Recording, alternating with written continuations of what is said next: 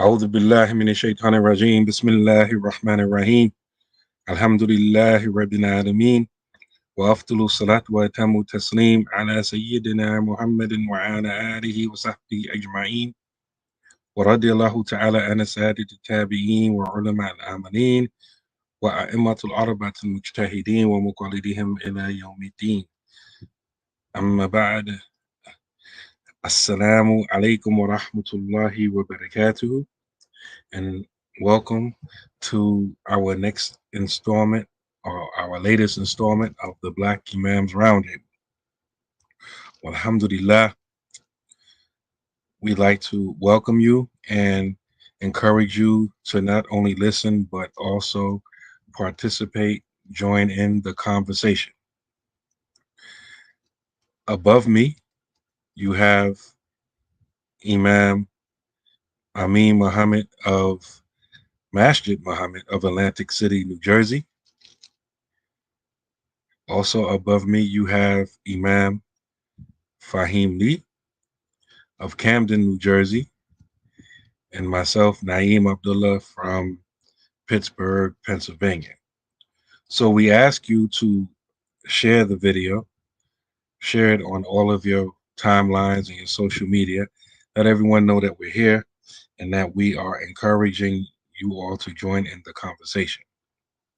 Also, I want to remind all of you that we ask you to contribute generously to our endeavors so that we can do the work to help support our family and our people. We ask that you donate every week at least a minimum of $10 and try to do that while we're on the air live so that we can give you an accurate count of what we raise. We try to do that every week before we sign out. So I just want to remind you about all of that. And today we are going to be discussing the topic of sacred knowledge. More specifically, are we adverse to sacred knowledge? More specifically, our people, meaning Black folks, Muslims, are we adverse to learning? This is what we're trying to discuss today. Islamic learning. Are we adverse to it? I mean, in other words, do we have a problem with it? Do we shy away from it? Do we try to do other things in lieu of it? And I came up with this idea for a topic because I noticed certain things that is normal amongst us. I'll give you an example.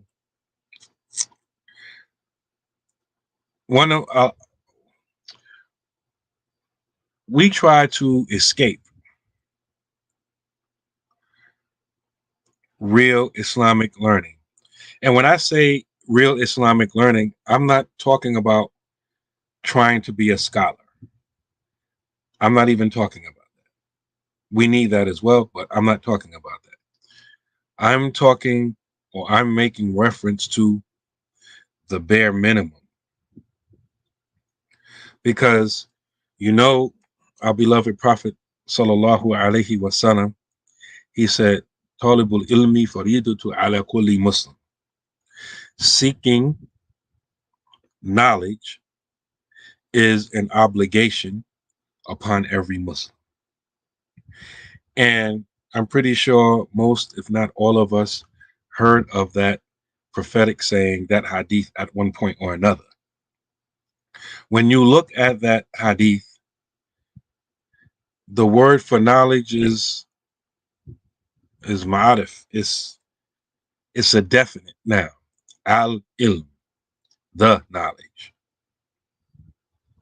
So the Prophet sallallahu alaihi wasallam is talking about a specific type of knowledge that is an obligation for every Muslim to acquire. And the scholars and commentators of that hadith say that the knowledge that Prophet Muhammad sallallahu alaihi wasallam is talking about is the fardul ayn, or the individual obligations. And I like to put it simply, if you want to know what the individual obligations are, you simply have to look at or examine those things that are an obligation for you and I to do. Once we learn, or once we know what is mandatory or obligatory for us to do, then we should automatically assume that the knowledge to do those things properly is also an obligation. The knowledge to do those things is also an obligation. Allah doesn't command us to do something and then lets us do it how we want to do it. We have to do it properly.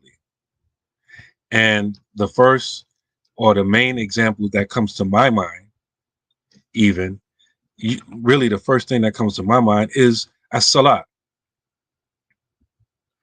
Like, you just can't pray the way you want to.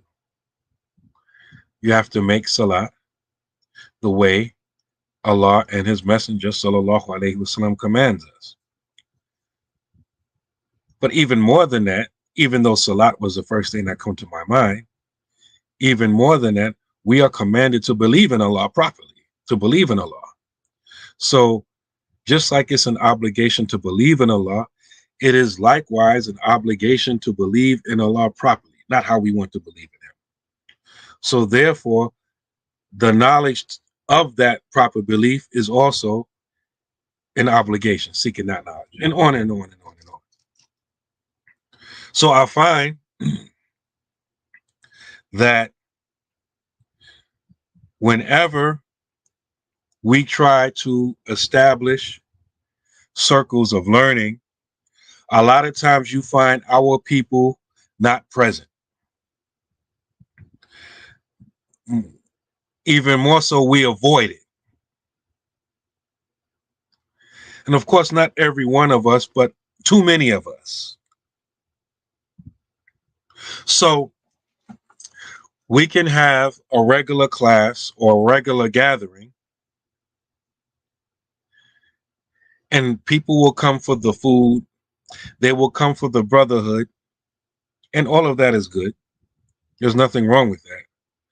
But the learning part, we have a problem with that. Sometimes if we know when things are going to happen, we'll show up late. We'll miss the class and be there for the food.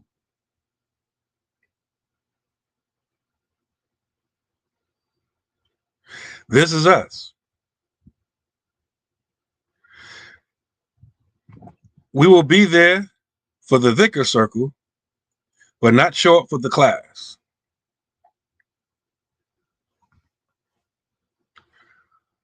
We will be in the place where the class is happening at. And we will leave because it's class. But if we were just sitting around talking about nothing, we would stay.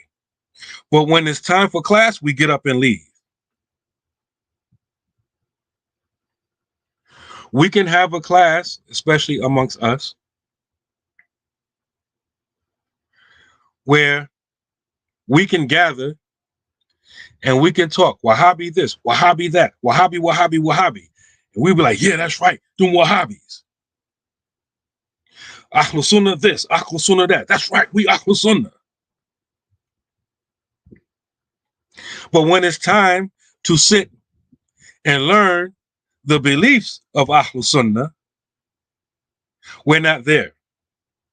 And then when we ask basic questions that we've covered at least a dozen different times from different books, different angles, different imams and sheikhs in our associations, and we all were present, when we ask these questions, we can hardly get an answer. Are we adverse to learning? I think we are. I think we are averse to learning. And I think it's because of our environment.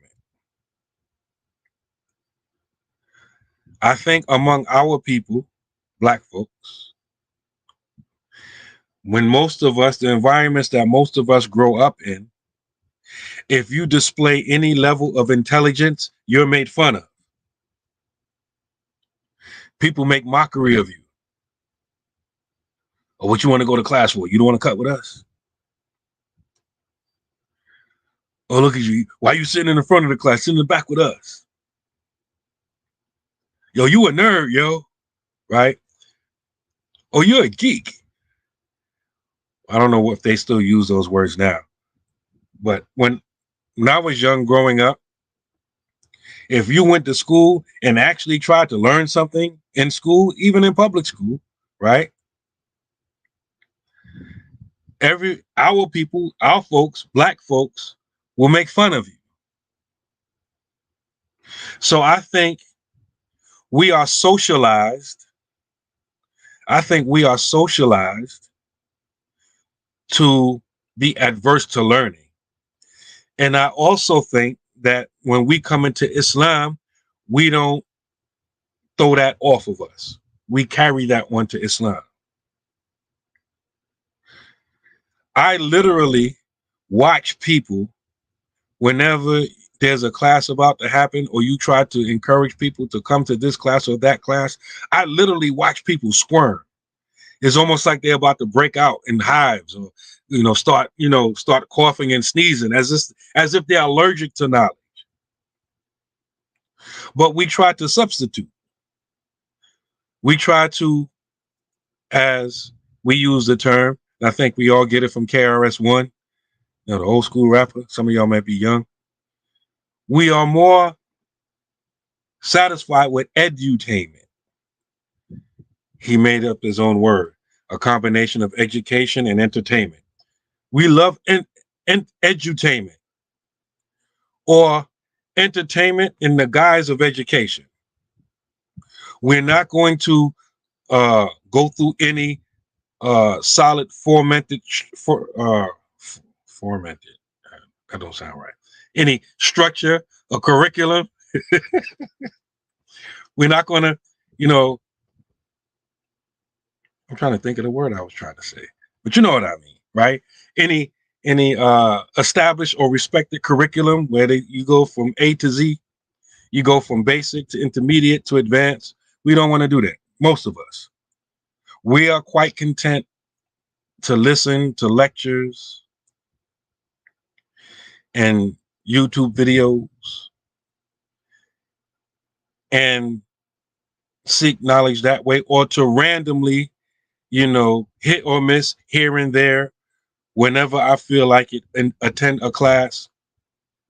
I don't know if the other imams have the same experience, but my experience for all of the years that I've been teaching is whenever you have a class, and it's most apparent in when you're trying to teach basic Arabic. You start out with a certain number of people in the class. Let's say 10 people.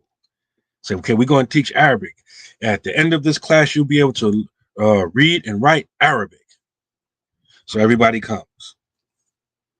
So in the way I do it, in the first class, we give the way I do it. Everybody teach different. I give the first 7 or 8 letters in all of their forms and show you how to write it. And teach the vowels, fatha, dhamma, kesra. Right?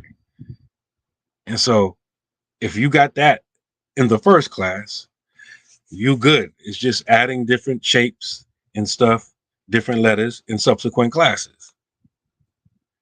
What I find is that when class 2 comes, Some of the people that were in the first class, they're not going to be there. And there may be one or two new people that come in the second class. So you have to start over again from scratch. And then by the time you get to the third class, you lost some more people. And I say this happens in all of the classes, but I think for me anyway, it's more apparent, it's obvious in the Arabic classes, because you need what took place in the last class to understand the second class. But it happens in all of the classes. And then it's not like, something changed or the work schedule changed. They just didn't come. And so I think a lot of us, and like I said, I believe it's because of the way a lot of us were socialized here. We have a subconscious aversion to seeking knowledge. While at the same time, and I think a lot of people may be upset with me, but my experience also tells me that the sisters have less of a problem in this than the brothers. The sisters have less of a problem in this than the brothers do. Going back for me to the mid 1990s, right? Every time we've done a class, it's usually the sisters that are more serious. They come with notebooks. They come to class consistently. And so we really want to unpack this topic today. This is my introductory remarks and my opinion on the situation. And as I stated, I believe that we are adverse, many of us, to Islamic learning. And I gave my initial opinions on where I think it's coming from. Alhamdulillah. I don't know who wants to go next. Imam Amin wants to be like cannabis in the cipher. He's going to take the anchor. Cocky, man. No, but yeah, I'm going to go next, inshallah. Assalamu alaikum wa rahmatullah. Bismillah wa salatu wa salam ala rasulihi wa ala alihi wa sahbihi ajma'in. Wa min tabi'ahum bi ihsani ila yawm ad-din wa ba'd. Alhamdulillah. We'd like to welcome you all to tonight's broadcast of the Black Imams Roundtable. I'm Imam Faheem, Imam of the Boom Bap. I represent the BIRT. We bring it to you raw, out the DIRT. You know how we get down. We're here, inshallah. We thank you for your presence. We thank everyone for joining us tonight. Don't forget the door fee, inshallah. Take a moment to drop that bread on us, inshallah. We request a minimum of $10. You got to at least match our $10 that we contribute, inshallah, as imams. And not collectively, individually, we pay out of our pockets to help, so y'all got to be twice as good as us, so you got to give 20. And then, you're 10 times the people that we are. So go ahead and drop 100. 5 of y'all drop 100. And this is out of the way. We ain't even got to bring it up no more, inshallah. May Allah spend with Allah double, multiply your reward, and put it on your mizan on the right side so it can be tilted ace deuce tray on Yom Kiyama, inshallah.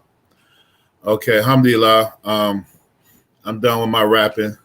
My failed rap career. I'm getting it back through here. So, All right. So tonight's topic, we're talking about are we adverse to learning as a community, the Islamic learning? And my answer is yes. And I have 3 reasons for my answer, inshallah, that I want to expound on a little bit. All right, so Imam Naeem touched on some of it, but the first one that I would say, in a culture of entertainment and distraction. We are in a culture of entertainment and distraction, and we are living in a time with this social media that is terribly, terribly, horribly distracting. And, when you are learning knowledge and you're seeking knowledge, you have to be focused, you have to be dedicated. You have to have a zeal to do it, and we're too caught up in entertainment. And this social media has had such an impact on people's lives that they're actually doing studies now about social media use and psychological functioning. They're doing studies. They have something that's called IA, or internet addiction.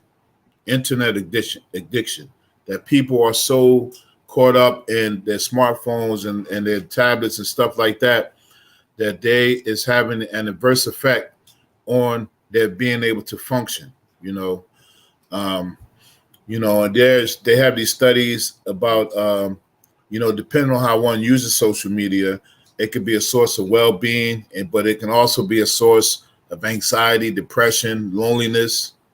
And they're saying that studies indicate that excessive use impacts your educational, your psychological, social, and physical well-being.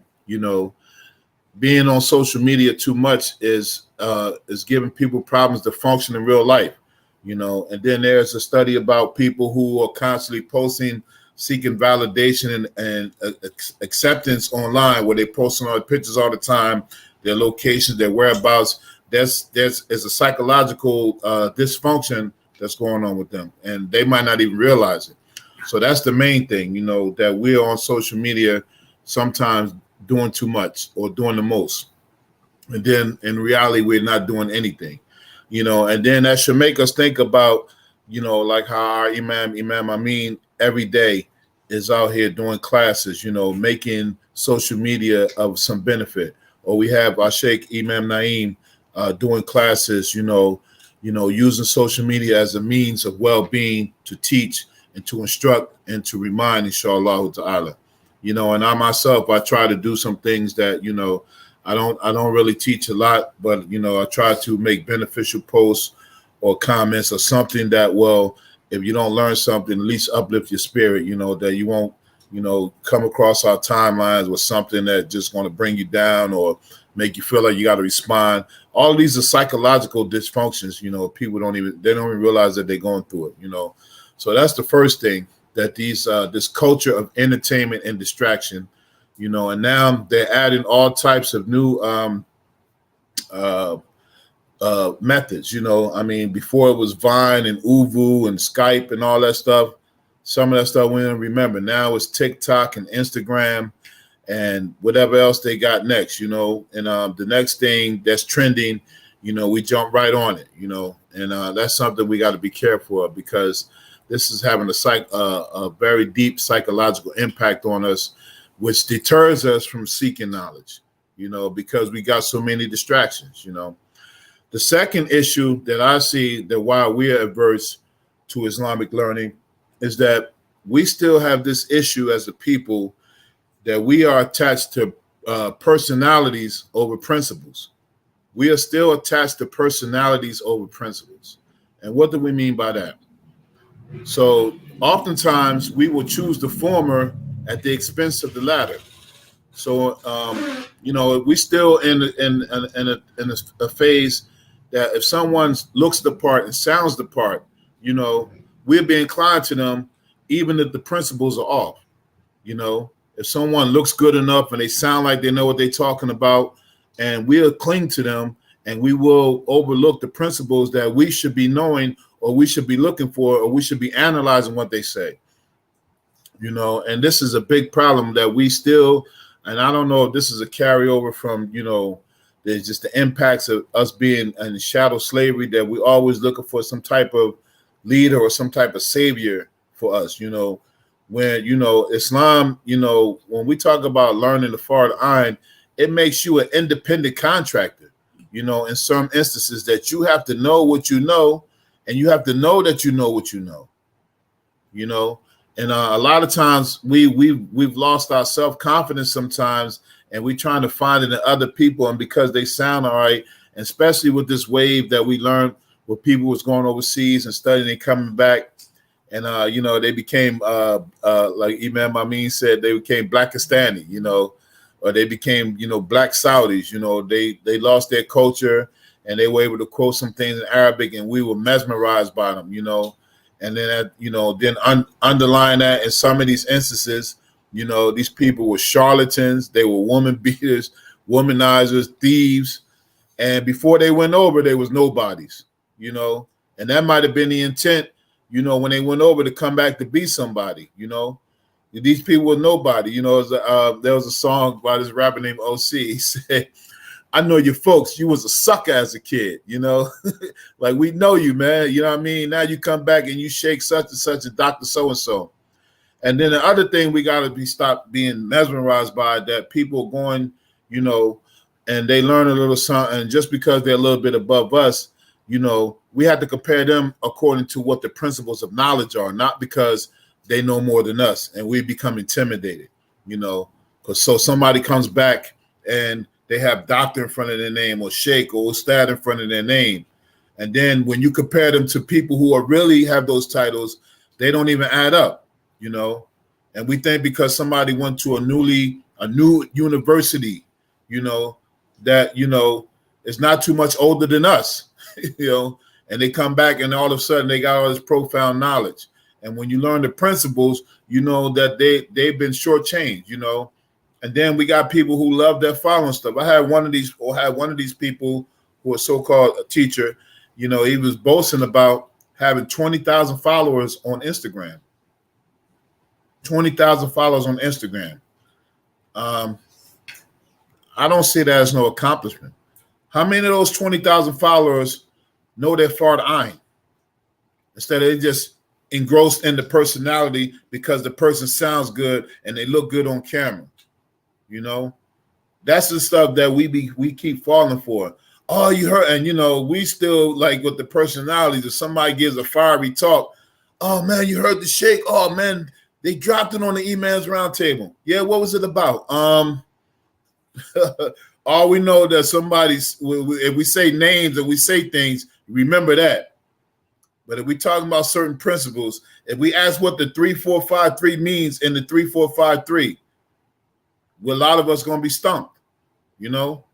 And these are kind of things that we need to stop looking, you know, stop looking for people who are giving you their personality and not giving you no principles behind it. And with the advent of this social media, you know, people, you're not really checking people out no more. You know, there used to be a time where you had to be verified by somebody. You know, this whole thing about checking in and knowing stuff, like this is important. I mean, I've been out of the game a long time, but if I go to a city now as a Muslim, I check in. Like, not only do I check in, I do research on the city that I'm going to find out the benefits of it. So I want to talk about it. You know what I mean? And I ain't got no affiliation with no stuff, but I just check in out of respect of going somewhere out of my comfort zone. You know what I mean? And give the people respect that's due to them as inhabitants of the town. You know, so that's the second thing. We got to stop, you know, being attracted to personalities. You know, and this statement of Imam Ali, Karramallahu wajhahu, where he said is very important. He said that the haq, he said, is la yu'rifu bil rijal, that it is the truth is not known by men, but men are known by the truth. You know, he said, if you know the truth, then you will know who his men are, or you will know who his people are. Many times we know the people, we know the personalities, and the principles of where the truth are located, and we haven't learned them. And once we learn the truth, then we learn a lot of these people who got the personalities, they're not really clinging to the truth. And they might not even be living by what they're talking. They might have a psychological dysfunction and being online trying to present themselves more than they are. You know, and that's something that we got to be careful about.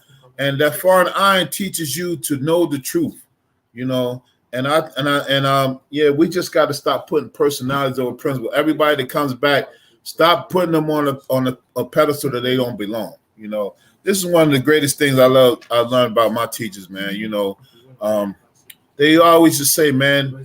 I remember one of my best teachers who was the chaplain in the prison I was at. You know, we still cool, and I'm not still cool. That's my sheikh. You know, he said, listen, if you see me on the street, don't call me Imam nothing. You know, he was our Imam and sheikh, you know, our elder. He said, when you see me on the street, don't call me Imam. This is my name, such and such, you know. And that resonated with me. So he was trying to say is like, don't put him on no pedestal. He was just trying to do his part and helping us get along in our lives, you know. And one of the things I appreciate about him now is that he made us focus on the principles. Like, he didn't want us to be engage him as the personality, you know what I mean?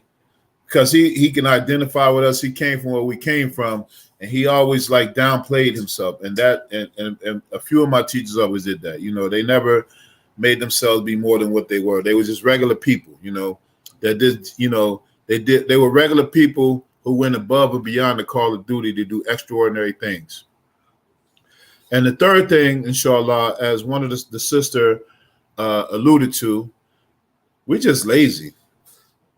We just lazy in a lot of cases, man. You know, we just don't want to put in the work that it takes to learn knowledge, because learning knowledge and disseminating knowledge and memorizing and researching and writing and going over it, you know, it's a lot of work that, and then what happens is that we're afraid of being accountable. You know, that there's a saying that says that the one who knows the obligation, it is their obligation to teach the obligations. The one who knows the obligation, it becomes an obligation for them to teach the obligation. And many times we run from this for a number of reasons. But if you know your fard ayn and you know what you're supposed to know, you have an obligation to teach somebody. And this is one of the things that Imam Amin is up here, you know, putting this work in, and Imam Naeem, you know, and Imam Naeem mentioned something about, you know, when you start a class, because I know they can attest to this. We always get somebody that wants the class, you know, often. When you're teaching classes, I get emails or texts. Well, when the classes start, okay? I remember trying to do classes 5 times a day, you know, for all this stuff and for people not to show up.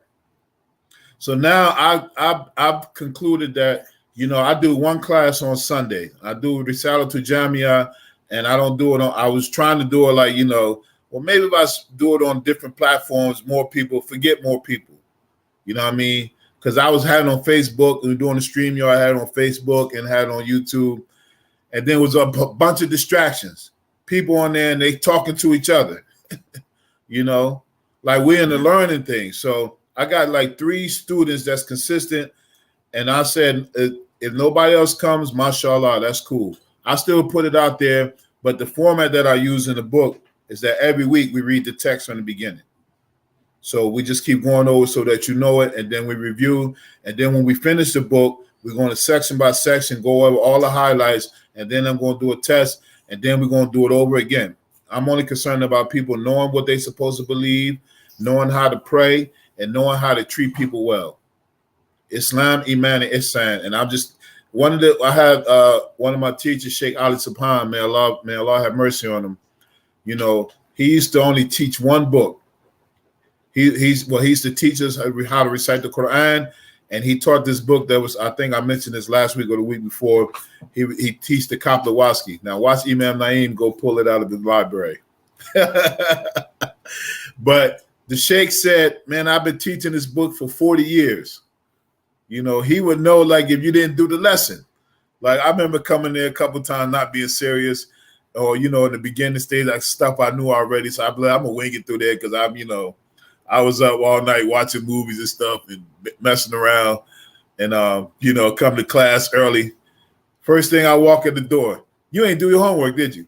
Yes, I did, Sheikh. But I wasn't going to say, well, like, man, yes, I did. Man, no, you didn't. I said, what? You know, my mind like, man, who this guy think he is? I know I ain't do the homework. We ain't even start class yet. And he said, man, I've been teaching this book for 40 years. I know, right? So I was like, man, he was on the money because I did not do the homework. I was going to try to wing it, but he was like, nah, you're not winging it. But, you know, that stuff, man, we just become lazy, man. You know, we don't want to memorize. We don't want to put in the effort. We don't want to travel for knowledge for many times. And now this social media has made it easy. So when you see something what Imam Amin is doing and Imam Naeem is doing this every week, something that people had to sacrifice their family and their time and their wealth to go overseas, you're getting right here in the comfort of your own living room or wherever you are. You know, take advantage of it. You know, watch the videos. Go back and watch the videos. Take the notes. Be eager to respond. Be eager to answer. You know what I mean? Because if we do this stuff and guys, we're not getting it as a community, as a group, then we're doing a disservice to you if we're not helping you to be an independent contractor with at least your fard ayn. And wallahi, if you get your fard ayn down, You got a lot. You got a lot. You know, we talking about people, man. Right now, people been Muslim 20 or 30 years, don't even know what Fard Ain means. Doesn't know what the term Fard Ain means. I had somebody the other day, they asked me, what is Fard Ain? What does that mean? SubhanAllah, you know, we just got to get on the ball, you know. And if you know it, be comfortable in knowing what you know and being comfortable in knowing how to articulate it, knowing how to talk to people. The same way we can get online and we can talk, we can converse, we can make jokes. You can use it to disseminate knowledge, you know. What you know, you have an obligation to teach. All you got to do is make sure that you know it. We're not teaching no real serious stuff. You got to go somewhere else to get on another level. But where the level you're at now, you got to get it down so we can go to the next level. So we can have a community of people that at least we have, that you can be able to counter some of the stuff that we engage with some of these people who have these erroneous beliefs. And some of us, we don't even know how to counter them, We got people saying that, they believe what Allah says in the Quran and they just accept that. And they think that when he says yad, that it means literal hands. They just don't know how it is. Or somebody that's supposed to be a major scholar saying that when Allah subhanahu wa ta'ala says in the Hadith Qudsi that pride is my cloak, he said there's like an actual cloak that he's wearing. We just don't know how it is. And these people with these bad beliefs believes he's a major scholar. They call him Kibar Ulama. And he believes this. He wrote this in the commentary. And if you don't understand your Fard Ain, how are you going to counter that stuff? And so many, horrible and horrendous kind of things that they teach. And we think because they went overseas to a certain university that is prestigious. No, know what's behind the university and the people behind it and the curriculum. And then it's people and why they're fraudulent and why we are engaged in battle sometimes with them, because we got to offset those beliefs that many of us, we still find them entertaining. We still find it amusing. How many times we got people that listen to us and then they go see the one with the books and the shiny suits and the shiny shoes. Oh, well, he said over there, and he said Allah said, he said the hadith is in Bukhari. Come on, man. Like, we got to get it together. The very least one of us, man, can easily counter that stuff, man, just by knowing your obligatory knowledge. Because they've been deprived of it. And I know because I used to be with those Wahhabis learning that stuff. And I never learned all that stuff in detail. But when I learned the correct knowledge and the correct Sunni creed, then I started going back. And I had to find myself to stop from being angry, for learning this stuff. And I'm like, man, these people, like, how did I let that get past me? But I didn't really know. I was deprived at one time, so that's why I appreciate it. And now it's like I go back, I want to be busting heads, man. Like, I want to be like Martin Luther King and Coming to America, walk around hooking off with people. Hey, Dr. King. Oh, I thought you were Dr. King, walk up to me, hit me in my chest. Hey, Dr. King. Oh, I thought you were somebody else. Dr. King was angry, man. Yeah, so, but yeah, that kind of stuff, man. Really, that's the three things, and I'll stop there. The culture of entertainment and distraction is keeping us from learning knowledge, Islamic knowledge. We still have this thing with personalities over principles, and we are just lazy. We got to stop being lazy. And we ask Allah subhanahu wa ta'ala to grant us tawfiq. Amin.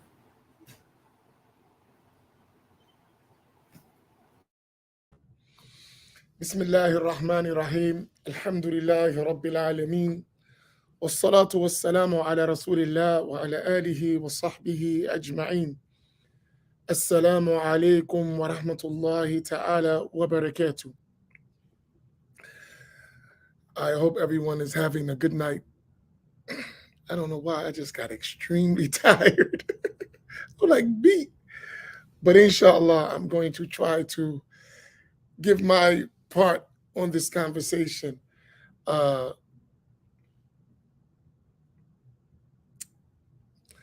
So the topic or the title, Islamic learning, are we averse to it?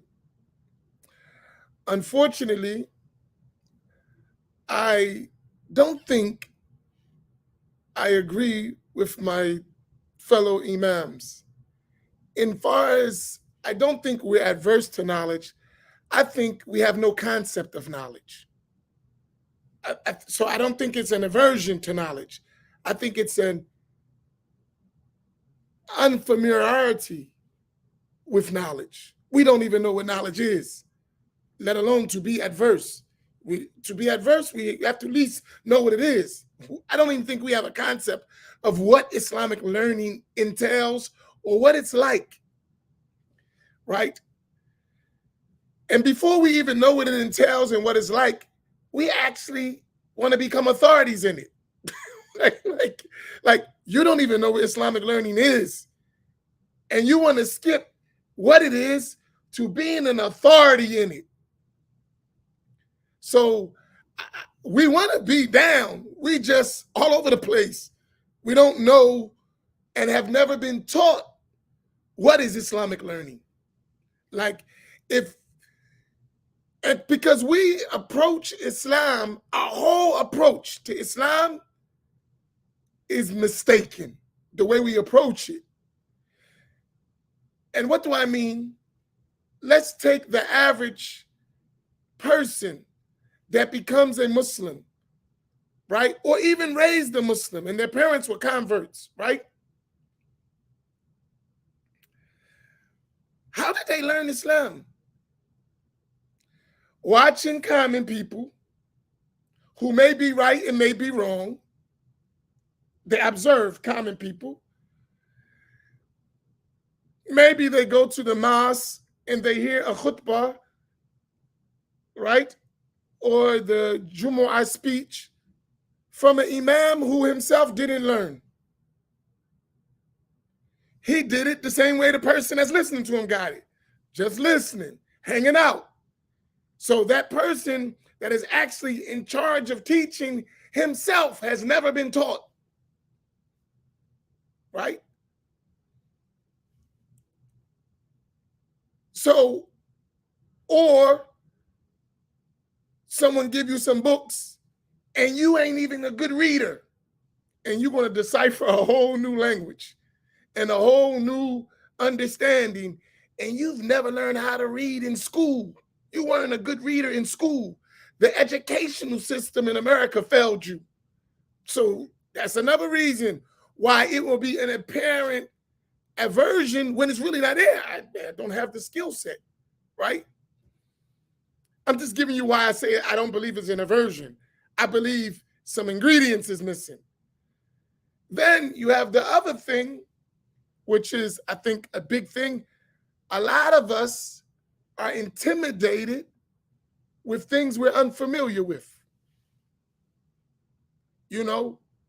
So if it's new and seems kind of challenging, we automatically get intimidated. Too many of us. So we ain't willing to take on that challenge. Because we're afraid of our deficiencies, we'll flee from that which is going to expose them. And that may look like aversion, but it really ain't the aversion to the knowledge. It's just I'm insecure within myself and I don't want my deficiencies exposed, so let me stay away from that. Right? I think all of these and more are reasons why there's an apparent, seemingly aversion to Islamic learning. So a solution to that is that we work on these areas, right? We try to rectify these misconceptions about Islamic learning that is hindering us. So I wanted to start with that. So I agree it is an apparent aversion, but I think the causes of that are bigger than the actual reality. I think it's the things that make it look like that. So I want to just hit a few points quickly. Allah mentioned in the Quran He said, قُلْ هَلْ يَسْتَوِي الَّذِينَ يَعْلَمُونَ وَالَّذِينَ لَا يَعْلَمُونَ. Say, are those who know equal to those who do not know? Which means the one who has knowledge is not of the same status as the one who doesn't have knowledge. And in order to realize that, one has to know what knowledge is in the first place, right? To see the virtue of the one who knows, as opposed to the one who doesn't know, one has to know what is knowledge. So when we're talking in this context of Islamic knowledge, we have to have an idea what Islamic knowledge is, right? So that becomes an important issue. And the Prophet sallallahu alaihi wasallam told us that seeking knowledge and learning about it is an obligation, as Imam Naeem mentioned when the Prophet sallallahu alaihi wasallam said, "Talabul ilmi faridatun ala kulli Muslim," that seeking knowledge is an obligation on every Muslim. So al-ilmu, the knowledge, is something specific, which is really al-ilm al-shar'i, the sacred religious knowledge. Now, with that, from the Quran and the Sunnah, and there are many verses and a hadith of the Prophet ﷺ that encourage us to learn, to seek knowledge. As the Prophet said, "May yuridullahu bihi khayra yufaqihu fid din." Whomever Allah will good for him, He will give him the understanding of the religion, right? With that said, I have like 4 points and some notes. Quickly, I'm going to run over them real quick. So we know we have to learn in the religion based on the Quran and based on the Sunnah, right? And based on the statements of the scholars and all that. So that becomes obvious. Everyone who learns some knowledge or some introductory points know you have to learn. So the first thing that I think would come to our mind is actually learning what is Islamic knowledge and what knowledge among Islamic knowledge is a priority for us, for the individual. So for instance, what are the Islamic knowledges that I must learn, the sciences, the parts of Islamic learning that I must learn? So we talk about the primary ones, the issue of belief, al-aqidah, the issue of al-fiqh, right? Jurisprudence, the rules, the issue of at-tasawwuf, you must learn because it relates to your character, your inward state. We must learn the sciences of the Quran and its recitations and things of that matter related to the Quran. We must learn the sciences of hadith and narration and what is about that. We must learn the sciences of the Arabic language and what relates to that, right? We must learn about the seerah of the Prophet sallallahu alaihi wasallam and what relates to that. Just to name a few sciences.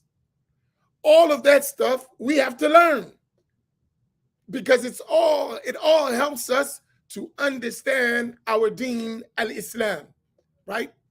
But if we be honest, a lot of us don't even know that these are sciences in Islam. We don't have no clue. No one told us that.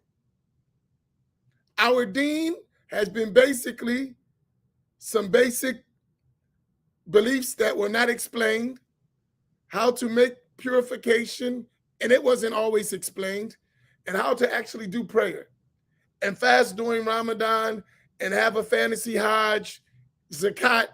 Let's not even talk about those issues, right? And that's been our deen.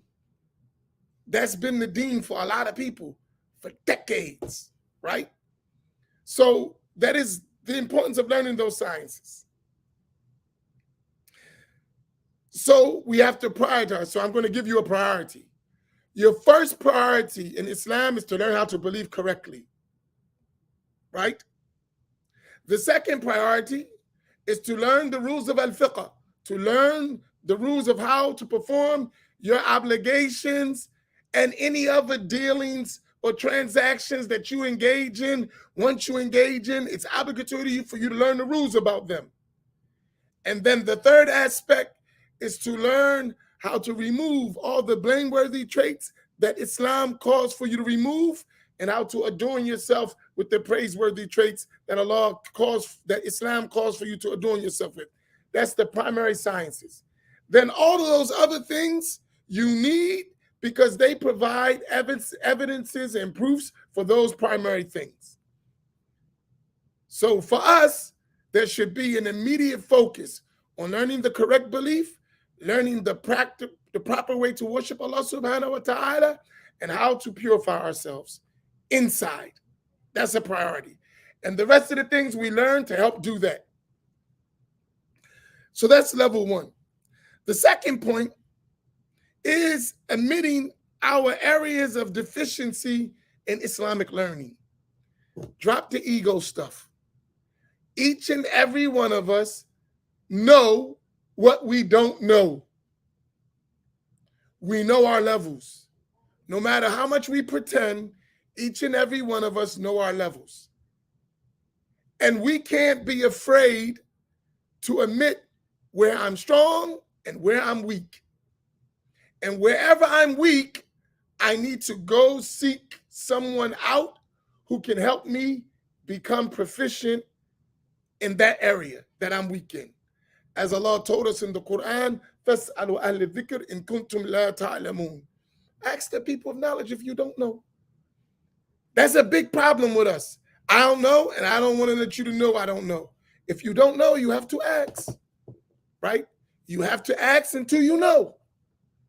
If it's not available where you at, you have to travel, right? But that is an important aspect. Don't be afraid to say where you're falling short.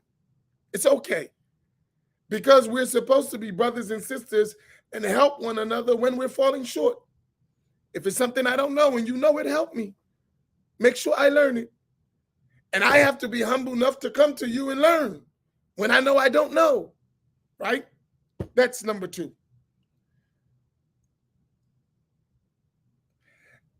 A footnote to number two that I think is a big problem. A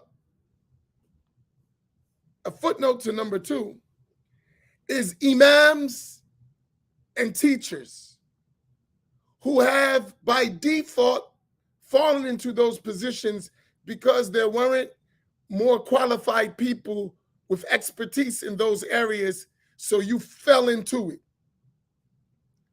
Follow. And this is a lot of us, especially in our communities.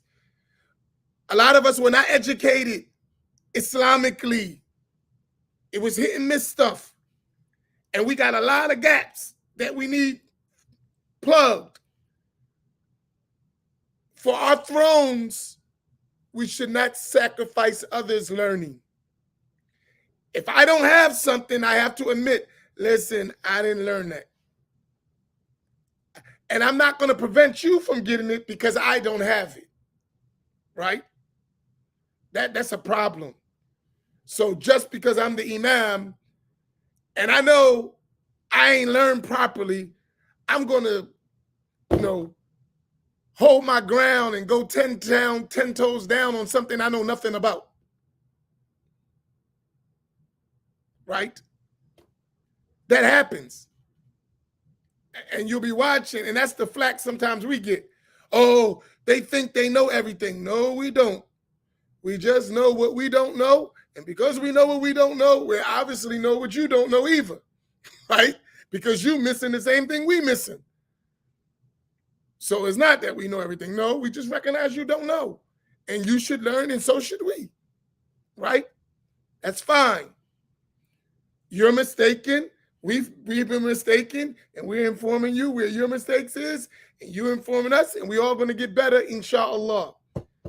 But for leaders and teachers, admit where you're lacking. Don't be, especially for you, because people are relying on you to learn. And if you just, exercising your ego in the name of knowledge, come on, man, you're killing people. Don't do that, right? Number 3, to do that, we got to have some humility in seeking. Put yourself down so you can go get what you need, right? You ever meet someone who broke and they don't ask nobody for help until the bills is tripled in what they would have normally been? Don't you hate that? They come to you when the electric is 6 months behind, 4 months behind. The rent is 5 months. Imam, don't you hate that? You knew you were sinking a long time ago. Why you didn't tell me?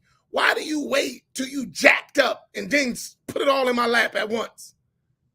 Why? You knew you were falling short. Why didn't you say it? So it wouldn't be a burden on all of us.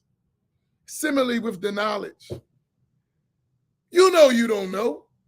You don't just say, listen, I need help in this area. Help me out. Let's find someone who can teach me. That takes humility. And we all need a portion of that to go get what we need as a people, as a community. The 4th point, which I think is the most important of all that, is once we identify the knowledge and what we need to learn and admitting where we're falling short, having humility to go seek it, we have to learn how knowledge is acquired and from whom is it taken. That's important. How do I acquire Islamic learning and knowledge? What's the methodology to do that? And who are its people whom I take it from? Right? For me, on my side of it, and this is for me and what I receive from my teachers, that's why we got to stick to madhahib, schools of thought, in creed, in practice, and in spirituality in terms of paths. Because it's a lot of people that are self-amazed with themselves, and they won't admit authority for no one else, not even those who deserve it, even though they know they don't have it. Let me give you an example. Amazes me is a person in our community who don't follow a school of thought. That stuff is crazy to me. Once you learn, because to me, if you're telling me you don't follow a school of thought and you're an imam and you're a leader, that means you are super qualified to deduce from the Quran and Sunnah, which when we talk to you or we be around you, we know that's insane. You don't have the ability. You don't even know the Quran and Sunnah. What are you doing? That's arrogance. But it's become normal.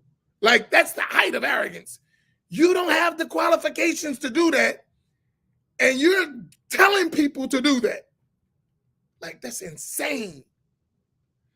But it's easy to tell somebody that who doesn't even know what knowledge is, right? Nor how to acquire it, nor from whom to take it, right? And that's abundant in our communities. I listen to some idiot, and I have to say idiot. I don't even have another word for it. I don't want to call you just a shaitan, but an idiot, at least, at minimum.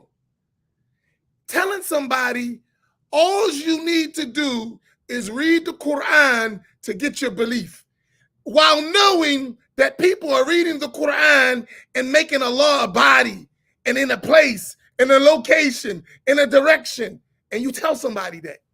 This is insane.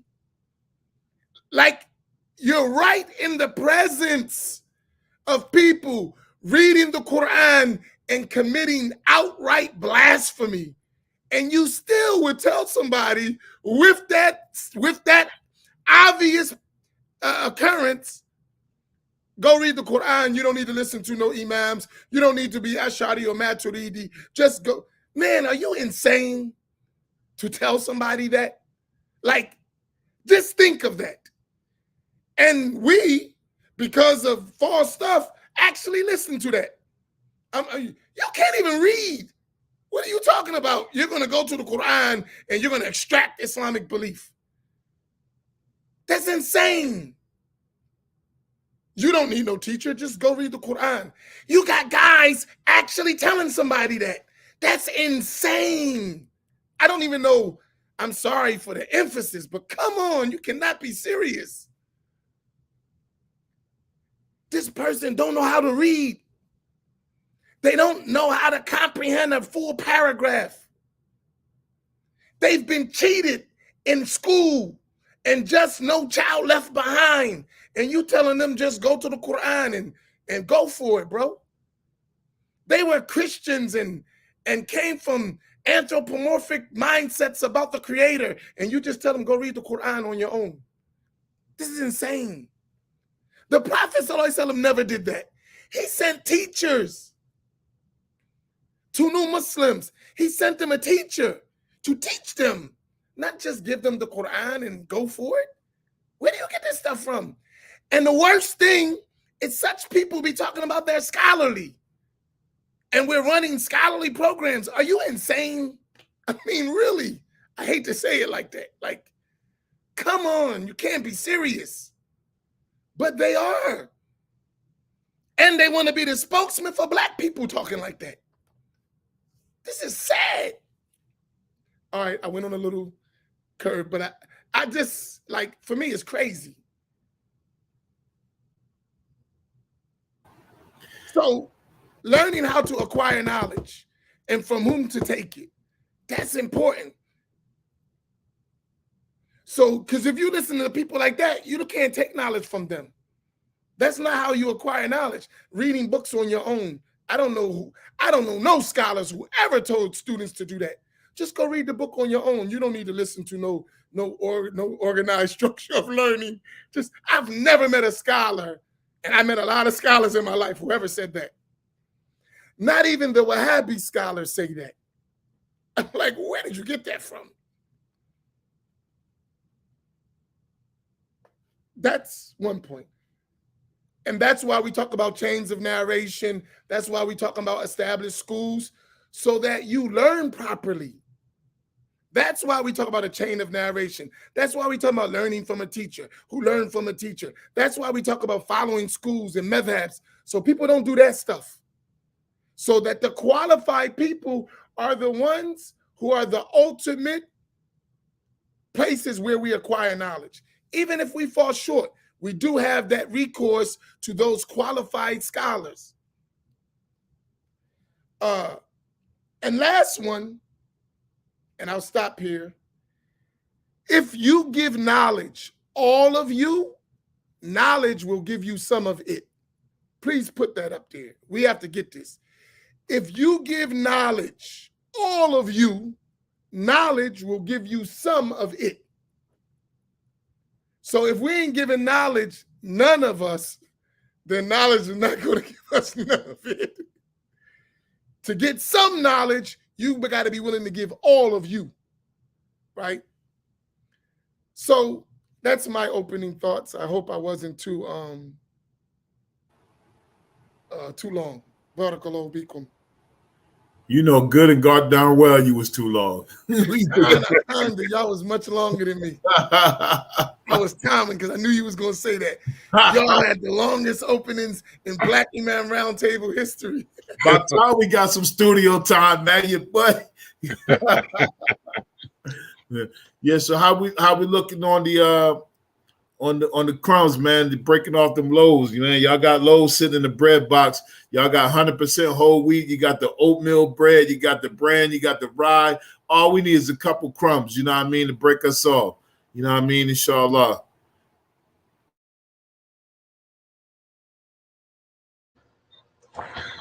Allahu Akbar. You muted, Imam. Yeah, I know. I saw it up there. I think it was around 200. It might be more. So, inshallah, they'll send us the numbers, inshallah. Okay, we almost at halftime, man. We got to finish this game. You know what I mean? We got to come out in the second half strong. You know, I only have a short comment right now. just to drive the point home of what we've all been mentioning. I was actually looking for this quote in one of the Shaykh's books called Ihya Sunnah wa Ikhmad al-Bid'ah, the revival of the Sunnah and the destruction of blameworthy innovations. And at the end of it, he's giving some advices about a lot of it has to do with about seeking knowledge. And he's talking, and this line that I want to quote, he's talking about the sin of the scholar who refuses to go out and teach. He just has his knowledge and he remains at home. And then he makes this statement. He says, "Amma alimu fali taksirihi fil khuruj." He said, as for the alim or the scholar, the sin is on him for because he refused to go out. Wa amal jahilu fali taksirihi fi tarak al ilm. And the sin of the ignorant one is that he leaves off knowledge, that he doesn't learn. So a lot of times we like to blame one side of it. All of us have a part in the sin of people remaining ignorant. The one who knows and doesn't go out to teach, and the one who doesn't know and he's content not knowing. He just stays home and learn. Imam Naim, can you please explain Shehu? I Googled it, couldn't find definition. Thank you. Shehu is Sheikh in the Hausa language. So Shehu is just Hausa for the Arabic word Sheikh. Alhamdulillah. So I want to mention that I don't want people to, so, collectively we all sinful, that so many of us don't even know the bare minimum requirements of what it is to be a proper Muslim in belief, practice, and spirituality. The fact that we don't know this is a crime and it's a sin, and it's on all of us, those who know and don't teach it and those who don't go out and learn. So I just wanted to bring that point out. Yeah, I just want to reiterate something I was saying earlier. And I mean, we might be talking to the choir here, but we just really understand what we're getting here in this 3453 family. Like, man, I was just thinking, like, every time I listen to Imam Naim or Imam Amin, I was like, man, if I could have got this stuff, man, 25 years ago, wow, where would I have been, man? Because I had to unlearn a lot of stuff, man. I had to throw the yoke of that nonsense off my neck, man. And then sometimes I gotta be careful to make sure that stuff is still not ingrained in. It's like you learn something, man. It's like, man, hold on, let me take that back, man. That might be from the Wahhabi teachers, man. Like I can't help it. You know what I'm saying? But it's just like, and you see Sheikh Walid, somebody is also knowledgeable, man, great scholar, and descendant of the Prophet Sallallahu Alaihi Wasallam.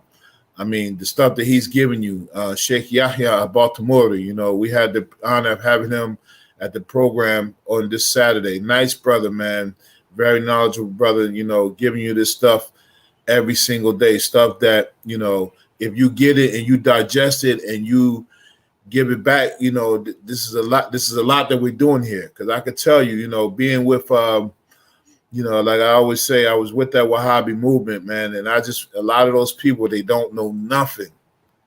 They know names, they know lectures, they know trigger phrases, they know catchwords, they know buzzwords, but they don't know anything.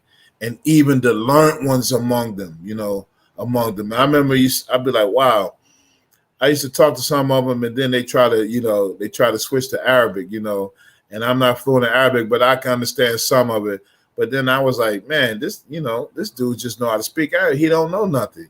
All he learned is that stuff that was corrupt.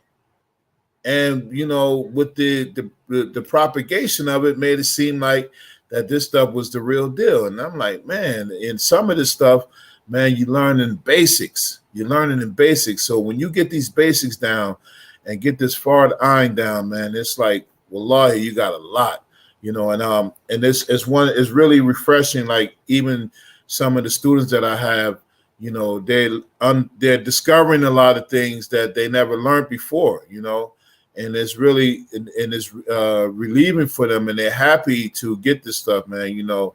So this what we're doing here is great, you know. And you know, last week we talking about the black imams who haven't been trained or something like? Well, was that last week? Or Yeah, that was last week. yeah. So, and you know, I often was thinking about this because I always try to, you know, put myself in the proper place as imam, you know. And one of the things that you know, I don't let nobody put me above my level. You know what I mean? The other imams, they do this as well. You know, nobody's going to ever make me feel like that I'm something that I'm not. I know exactly who I am. You know what I mean?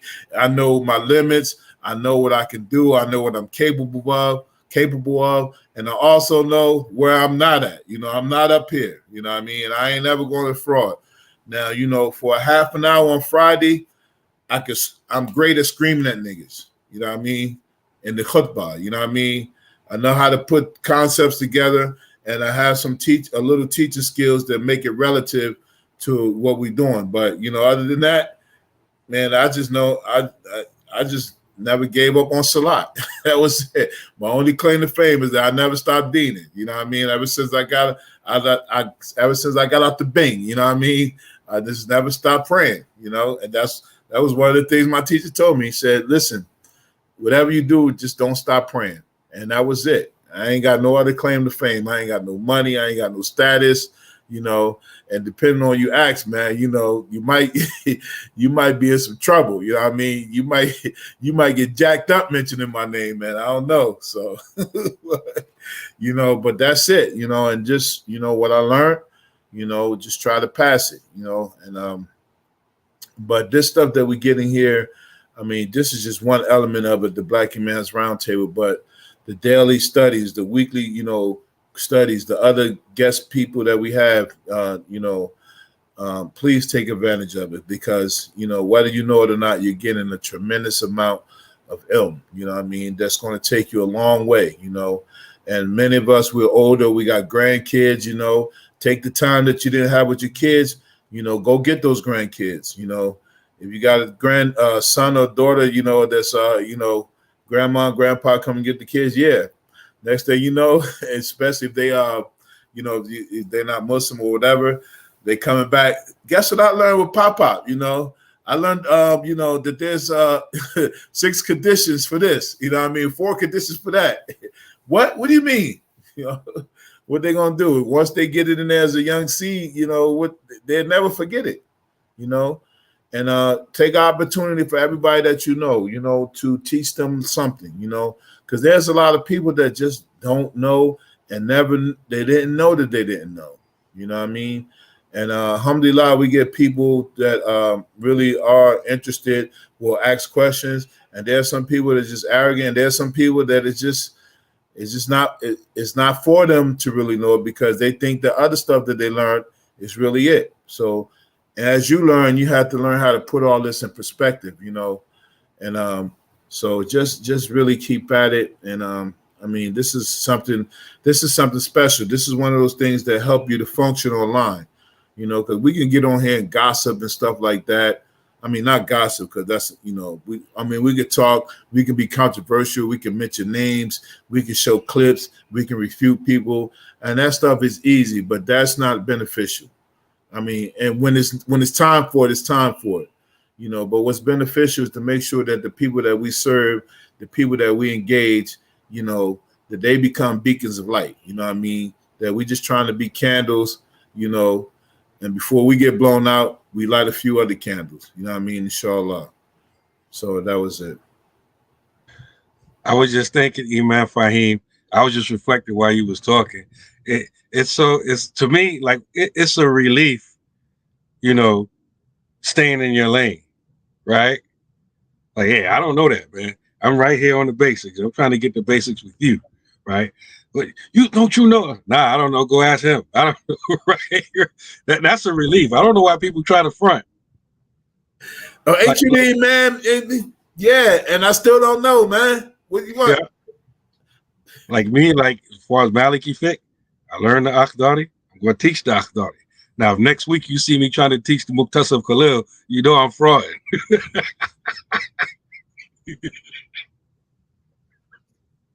I'm sorry, man. I mean, go ahead. Man, I was waiting for that class. What do you mean?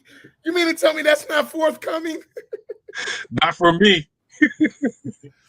I sat with Sheikh Imam Naeem Al-Alama Al-Khujja, and we did Muqtasar Khalil, you know, with all of the shurur and the hawashi. We was just getting it. That's not forthcoming? Man, you done broke my heart. Hey, go ahead. You got something else, Imam Naeem?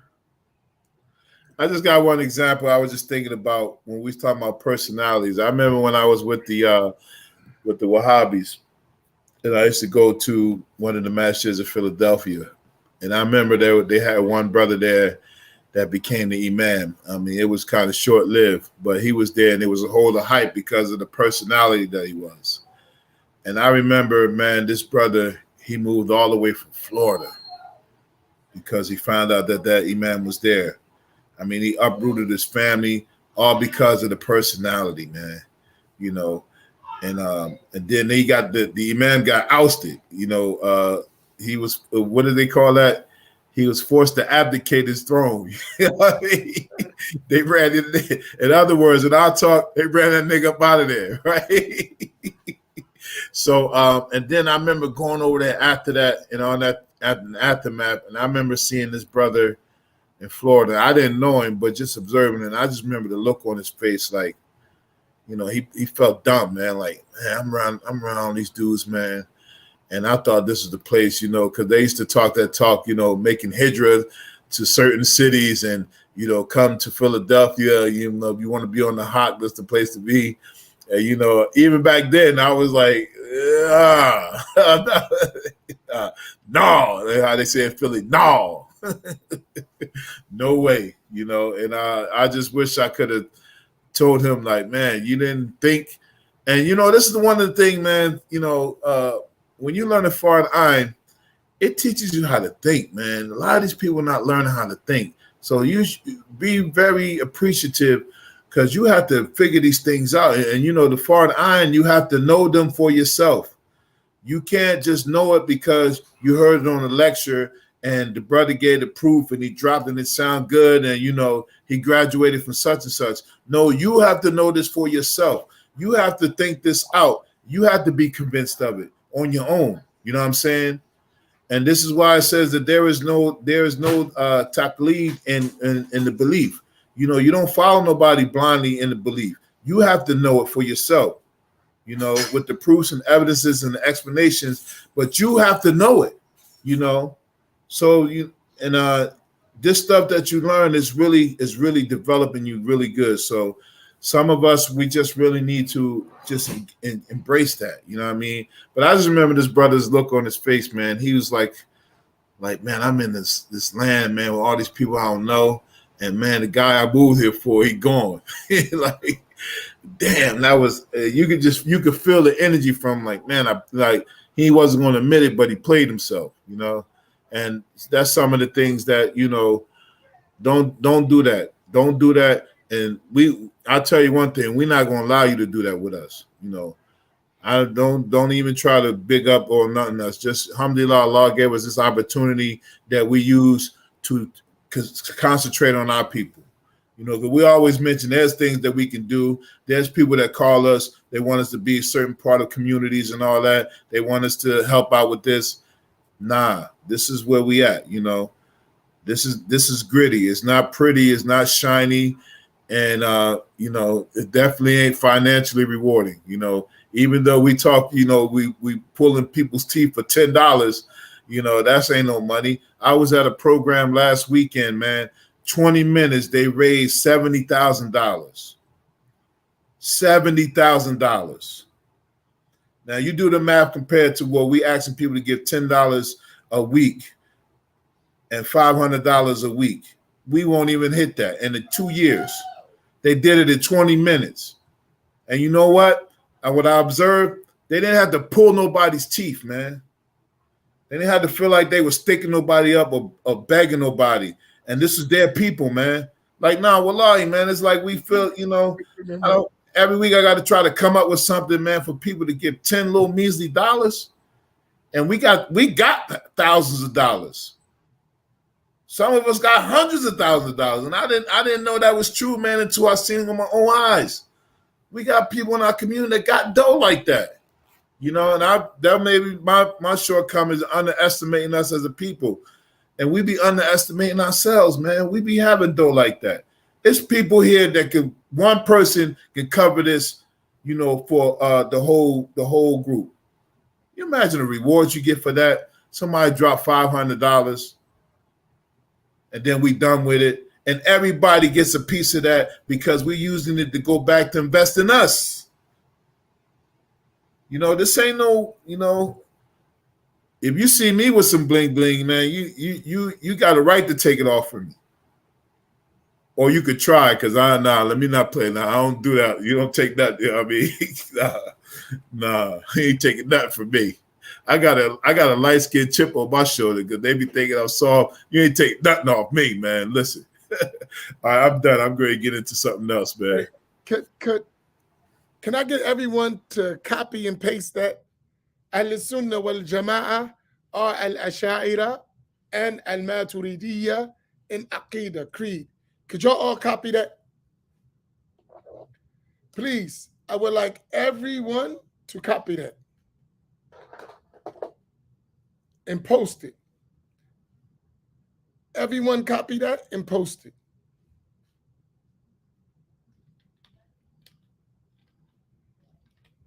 There's a reason why I'm asking everyone to do it. Please, everyone copy it and post it.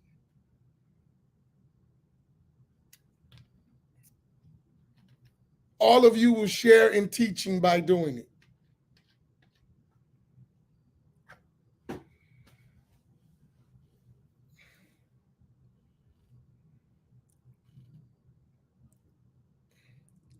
While you're posting it, we talked about how knowledge is acquired and from whom to take it. Because we're talking about Islamic learning, right? Anyone who goes against that is not following our traditional Sunni way. There is going to be some foggy issues coming. Count on it. Especially in the creed. I'm going to repeat it. Whenever you find someone having a problem with that, trust me, there's going to be some foggy, vague, innovative issues coming in their doctrinal understanding of Islam. Count on it. Right? This is deep. So why I'm saying that, we were not told this. We were not told this. We were hidden from this issue as a people. And what spread among us is strange ideas, heretical ideas, innovative ideas in the creed. Right? This is very important. Our Islamic scholarship, our Islamic tradition, our Islamic belief system was conveyed from generation to generation to generation till it reached us by these two schools for the majority of the nation. The vast, overwhelming majority of the nation of Muhammad sallallahu alaihi wasallam wa Ash'ari and Maturidi and Creed. There is no disputing that. So what does that tell you? That even if there is over in these other groups the possibility of finding some truth, you have the higher possibility of falling into some falsehood. Let me repeat that. Even if in these other Islamic factions that have a name or don't have one, you may find some truth. There is the possibility, yes. But there is a greater possibility that you will fall into some falsehood. We need every single one of us to understand these schools and creed. We need to learn and stop letting non-professionals misguide us in creed. The greatest scholars in the history of Islam, from the time of Imam al-Ash'ari and Imam Abu Mansur al-Maturidi, followed their methodology. The greatest imams. Amazing to me is that we would find people today trying to make a name for themselves by opposing the Ash'aris and the Maturidis in creed. What are you bringing? What are you bringing that our great scholars who you rely on and they don't rely on you have missed, that you discovered? What is it? Why are you going against the current? What do you have up your sleeves? That's a question. What do you have up your sleeves? What are you trying to do to us? All of our great scholars, the majority of them, everyone you quote, the majority of them were Ash'ari Maturidi. All of our chains in every Islamic science that we must learn was conveyed to us by the vast majorities of Ash'aris and Maturidis. What are you trying to convey? And each of us should ask that question. What are you up to? Why are you so bent on changing our historic way of conveying the knowledge? Are you accusing the greatest scholars of this nation as being misguided? And we should leave off what they followed and conveyed from generation to generation to your concepts? Is that what you're trying to teach us? Is that what you really want us to buy? And do you think Black folks especially, and others as well, but especially Black Muslims, should buy into this innovative approach that has contradicted globally and historically the nation of Sayyidina Muhammad sallallahu alaihi wasallam? That those methods have been conveyed for over 1,200 years.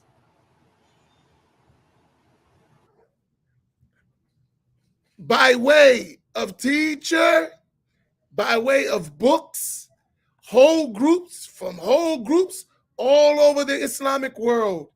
And here we are today with some people who are not a tenth of any of those scholars, pushing some crazy ideas that outwardly may have some truth and filled with a bunch of crazy ideas and creed. And the same thing goes to practice with the Hanafi school and Maliki school and Shafi'i school and Hanbali school.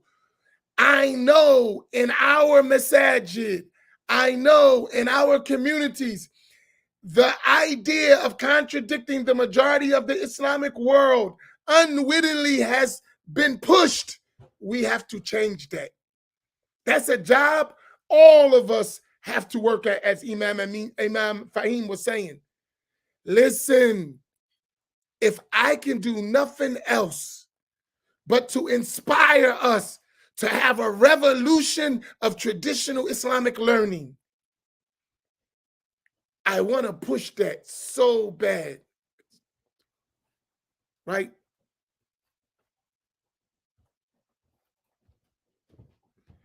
This we can fix.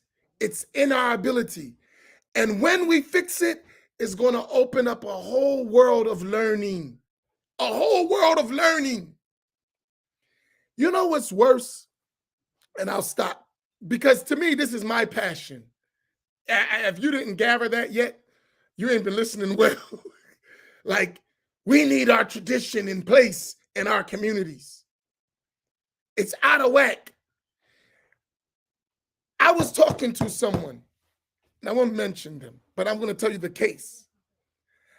I talked to several people, not one, who actually learned. I know they studied. I know they sat with real teachers and scholars, and I know they heard this. And I said to them, I called them myself. I said, what the heck are y'all doing? Why are y'all sitting in circles with people who are confused and not explaining them the truth? What are y'all doing? Forget the ones who are confused. I know you studied. I know your teachers. I know their chains of narration. I know their books. What are you doing? You are criminal. You know better. And you are still sitting around singing and chanting while these people are in ignorance. This is a crime. They don't know their basic beliefs properly. They're confused. And you're right in the midst of them, quiet. We can't do that. We can't. And we can't have a level of cowardice where we can't talk the truth when falsehood is screaming at the top of its lungs. We can't do that. Falsehood is screaming at the top of its lungs, and the people of truth are quiet as a church mouse. We have to fix it. And the only way we're going to fix it when we, the common people, and I'm among us, have a revolution and demand that our traditional Islamic science be taught, spread, conveyed, our traditional schools, our traditional chains of narration, that we have our portion. We have to scream for it. Right? We have to. Really. Especially those who know. The one who doesn't know can't give. I understand that. The one who doesn't know can't give. But I'm talking about the ones who know, who have experience, who have access in playing games, politics for your money, for your likes, for your views. Man, I don't care if you got 20,000 views. If all of them are ignorant, it don't matter. If they don't learn their religion properly, it don't matter. It don't matter if they didn't learn because you were popular. Have 1-2 students who actually learn than 20,000 who are confused in the basics of the belief, that don't know if Allah is a body or not, that don't know if Allah exists without a place or not, that don't know that Allah doesn't move and doesn't rest and doesn't wear clothes. A'udhu billah. We cannot remain silent. So when I put that up, whoever contradicts it, I want to identify them. So you know these people are going to come up with some strange stuff. Count on it. It's coming.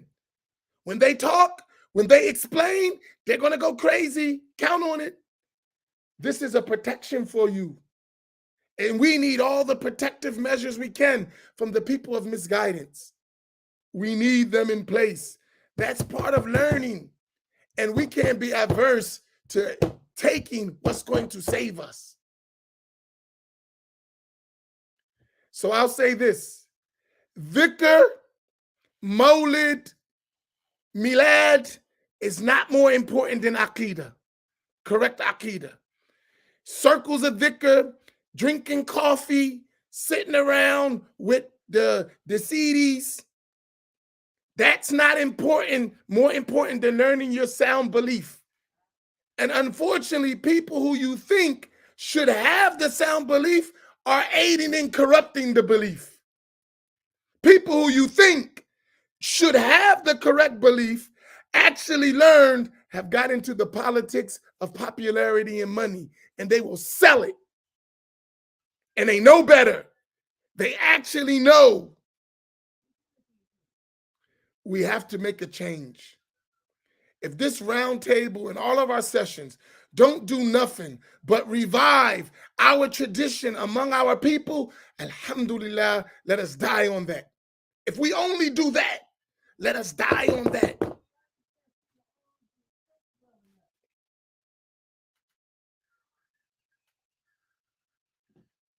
So I'll stop there. But I want that to get out, please. Allow me to add and double down on what you say, because yeah, I need some support out in these Facebook streets. That section I just quoted from the Shehu's book about the scholar, the sin he shares for not going out, and the ignorant for not going to learn. A paragraph and a half above that, he quotes, and he mentions this all of the time, the hadith of the Prophet sallallahu alaihi wasallam, إذا ظهر الفتنة وسكت العالم فعليه لعنة الله. When fitna emerges, and what bigger fitna can there be than Muslims being led astray in the usul of this deen, the proper belief in Allah subhanahu wa ta'ala. So when fitna emerges and the alim is quiet, the scholar is quiet, he don't say nothing, then on him is the curse of Allah. When the alim remains quiet during the emergence of fitna, then on him is the curse of Allah. And so I don't think we understand how serious an issue this is, because that's another problem we have with this, issue we have with regards to learning. We don't know how to prioritize stuff. And so because we don't know how to prioritize stuff, we don't know the level of injustice that's being done to us. And we don't appreciate those people who are aiding and abetting the injustice that is done to us. And this is why I feel like, if people take that position, they know the truth, they know other people are spreading it, and they have the ammunition and the ability to go against it, and they don't do anything, they just stay quiet, then we don't need them. Let them stay where they at. They're on the other side. They're working for the other team.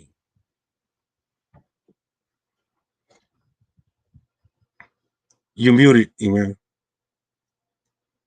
Important question, and I think we should answer that. It's a very important question. Imam Amin, Muhammad, Imam Naim Abdullah, and Imam Faheem Lee. Out of all of the foreign Islamic, teachers you've either studied with or have been in company of, how many of them understand how serious our neglect from the Muslim nations abroad is? You want to go first? None. Zero. Listen, and I don't blame them. Zero. They don't live among us. They haven't been in our circumstances. They're not suffering from the same thing we're suffering from. And there's no connection between us and them. If a few of us break the glass ceiling and happen to be in those sessions, we just unfortunately act like Sambo. I'm glad to be here, boss. I'm not doing nothing to bring it back to my people. I'm glad to be here, boss. Thank you for accepting me. This is the nature of it. So when I say none, including my own teachers, they don't understand our circumstances. I don't blame them. I say we have to inform them. And we have to not go among them and start tap dancing. You are a man. You are a woman. You are responsible for a whole nation.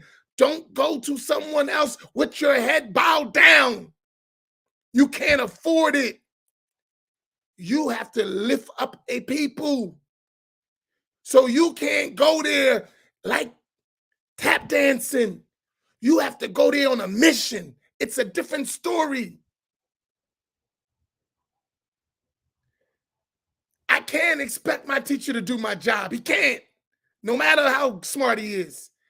He doesn't even understand the job, let alone to do it. He has knowledge, and we need that knowledge, but he don't understand black folks. He don't. And listen, at the heart level, he cares for all Muslims. At the intellectual level, he has no idea about what you even going through. He doesn't understand. He doesn't. He has no clue. So we go over there and we become them and then forget us. That doesn't work. We've tried that. I'm sure all of us know it don't work. And there is no one among us who actually sat or studied and been in the company of those teachers who don't realize this by now. All of us know it. All of us know it.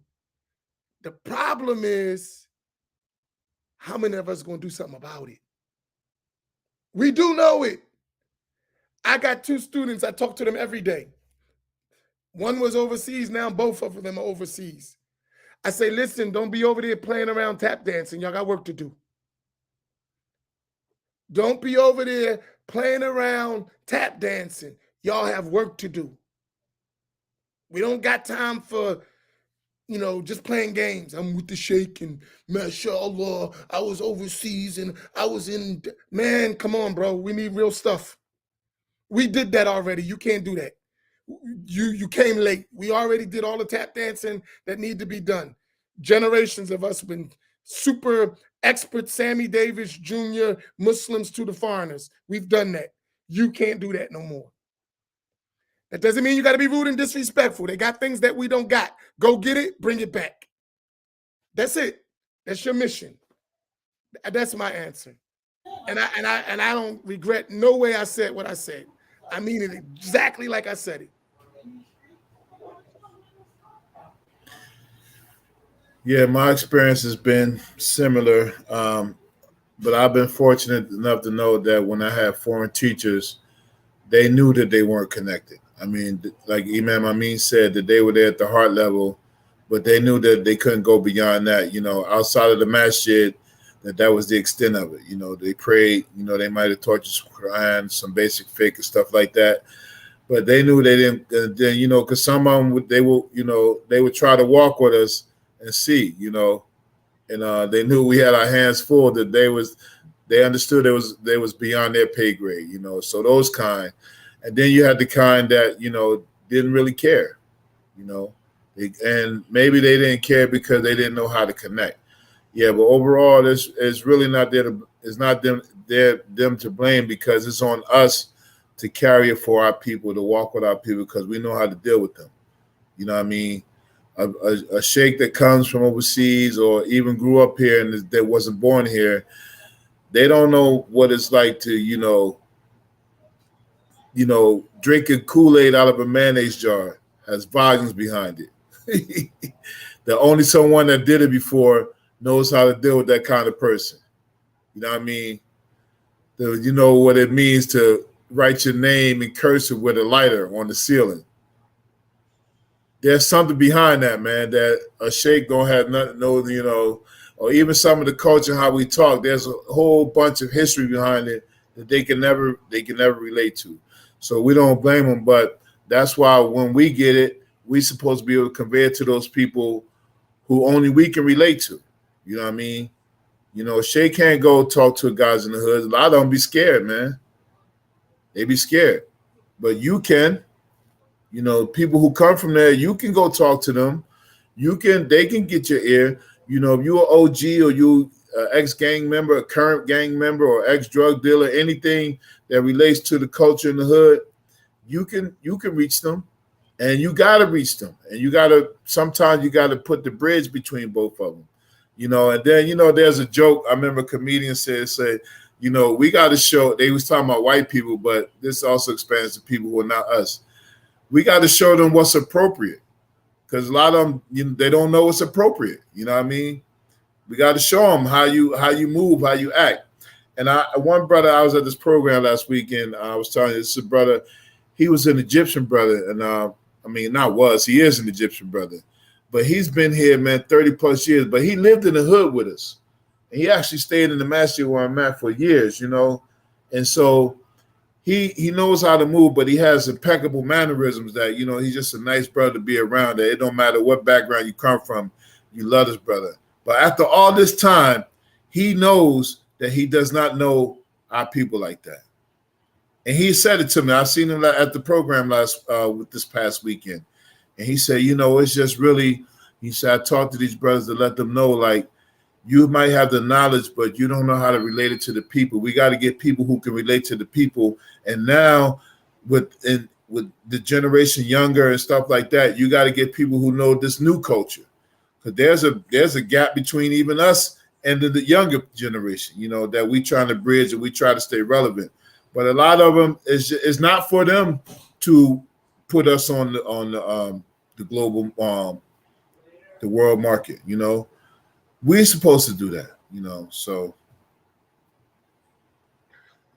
I don't think that we really appreciate or understand how unique we are, meaning us Black folks as a people. We are a group of people that have been taken from another continent by force, taken from different groups, different tribes and stuff, and brought over here. And by force had our cultures, our deen, everything taken from us by force. And so we don't even really appreciate that. And so our situation is special. And a lot of people, a lot of foreigners don't know our history, much less being able to deal with it. When I interact with scholars and leaders, particularly from the African continent, right? They're just amazed that we're Muslim. After you tell them the history, they're amazed that you're Muslim. They'll look at you, whether you know your foreign ayn or not, they'll look at you like you were like a wali of Allah, just by the mere fact that you are Muslim. Because if they knew before you have the conversation with them, or because of the conversation and about the horrors of the slave trade and all of that, and then here you are back on the continent as a Muslim, that's like a karama for them. And so, like, our situation, it's not like no other people's situation on earth. Our situation is not like nobody else's situation. And we have to remember that. So conventional methods ain't going to work with us. The only people that really know how to work with us is us. That's why it's important that when Allah allows one of us to get enlightened, that we don't betray our people and stab our people in the back and get this knowledge and hold it to themselves, or allow falsehood or wrongdoing or misunderstandings of the Islamic belief just go around us, you know, unchecked, right? That's extremely important. These people that do this amongst us, they're traitors. And this is also important because every group of people situation is different. If we are emphasizing something, that means that thing is running rampant in our community, right? So the Black or African American community, there's certain ideologies and ideas that we have amongst us that's running rampant. And so if you always see us from Ashri, that's a reason for it. That's why. And it's not, if you're not from our culture and you don't understand that, that's your business. We don't have to explain it to you. We dealing with our people, and we know how to deal with our people. With our people, you got to deal with them straight up. No, beating around the bush or none of that stuff. You have to come straight. If that's not your situation, then that's not your situation. It's our situation. And if you want us to change our rhetoric and the way we deal with our people to make you feel more comfortable, guess what? That's not going to happen on this platform. You got to go deal with those other people who already sold out to get that type of treatment. Not here. I'm sorry. Excuse me. I think we're going to be on overtime because I want to be fair, and I want to address some things where Imam Faheem, we might have to take an L today. I don't know, but we got to address these issues. We had 370, but I ain't worried about this money right now. I want to talk about this issue. And this is a point why we need to be like this. This is from YouTube, so some of y'all can't see it, so I'm going to bring it up. Right? We have several questions, and I want to take all of them statements. Let me get the first one. There's the first one. While he's doing that, let's get to that bread, man.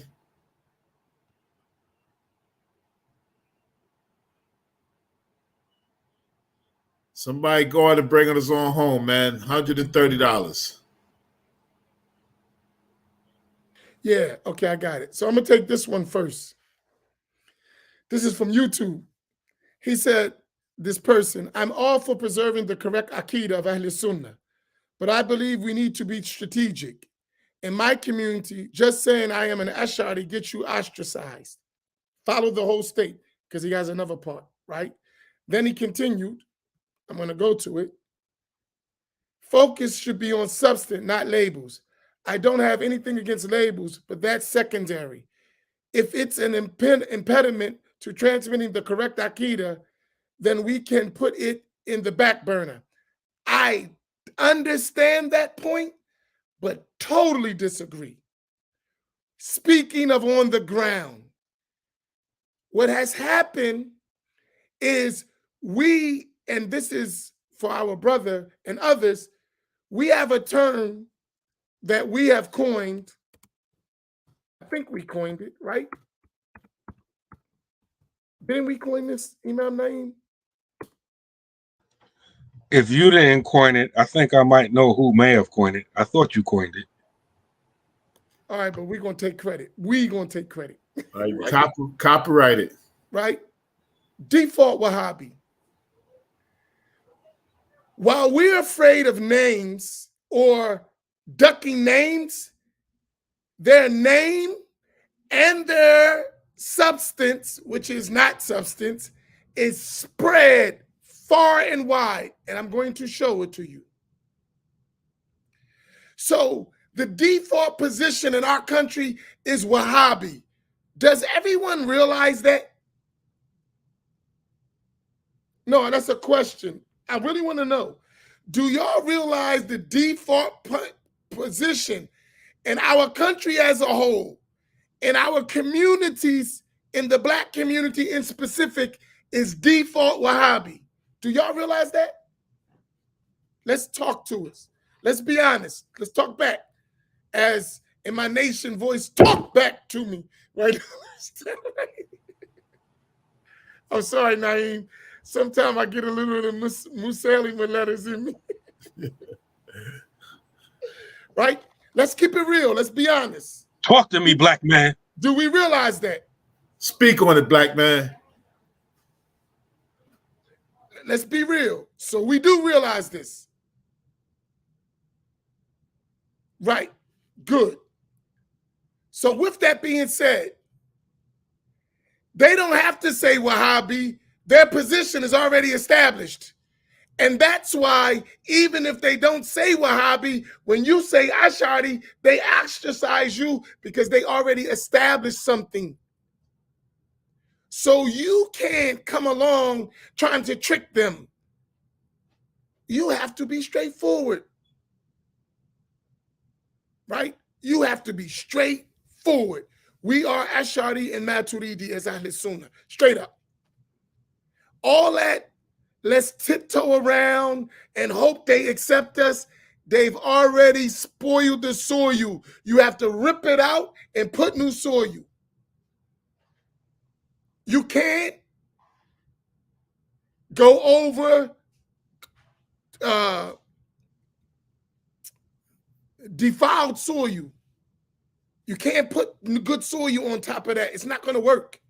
You have to remove all of that bad soil.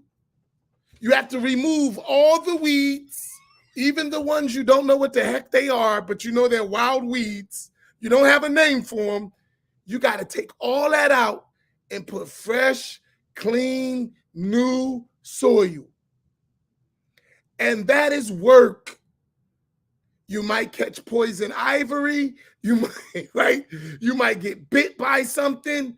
But if you want your vegetation and your vegetables and fruits to grow nice, you got to take that bad soil out. Anyone knows anything about farming? And am I right or wrong? Am I right or wrong? People who know about planting, can you put just good soil on top of royal bad soil with weeds? Can you do that?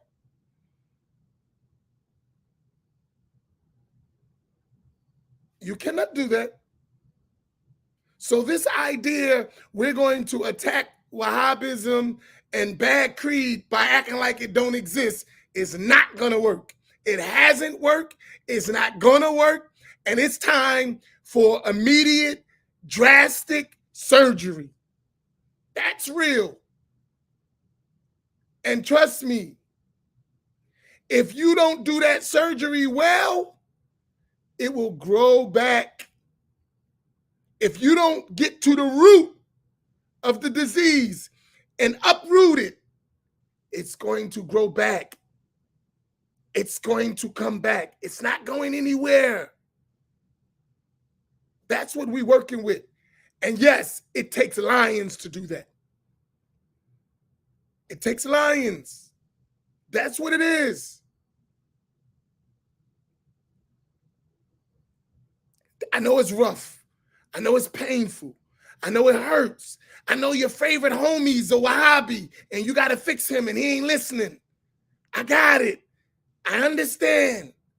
But hey, that's the surgery. That's what we're faced with. That's what it is. I know you're trying to figure a way because you used to be a Wahhabi, some of us, and it hurts. And you know, I used to be like that. Yeah, I get it. But it's at epidemic proportions right now. It's killing us. It's hurting our growth. It's hurting our future. We can't remain silent. We can't do it. It doesn't work. It hasn't worked. And the fact that just because you say you're an Ash'ari, you got to be worried about being ostracized should tell you how bad it is. When the Ash'aris are the majority of the Muslim nation. Listen to that. The Ash'aris are the majority of the Muslim nation. And you're in a place where you can't even say you're Ash'ari. Doesn't that tell you we got a problem? Think about that. The majority of the Muslim world are Ash'aris. The majority of the major schools of Islamic learning are Ash'ari or Maturidi in creed. Al-Azhar is Ash'ari. The Ribat in Tarim, Darul Mustafa, all these places, they're Ash'ari. Why are we afraid to say we're Ash'ari? We've reached that level. In Syria, the schools are Ash'ari, Maturidi. In Turkey, Ash'ari, Maturidi. Pakistan, India, Bangladesh, Africa, Nigeria. Whoa. And we've reached a point here in our country, we can't even say I'm Ash'ari. I want you to think about that. But you can say Salafi, you can say I follow Quran and Sunnah, which is a code word for Salafi and Wahhabi. You can say that with no problem. Don't say I follow a madhab. Don't say I'm Ash'ari or you be Ash'ari. That's a problem. When the vast majority of Muslims, past and present, have been able to say that and practice that comfortably. Think about that. Think about that. That's something to think about. We have work to do. We have a lot of work to do. And listen, somebody got to be relentless. You know, I'll give you something and I'll stop with my analogy in this.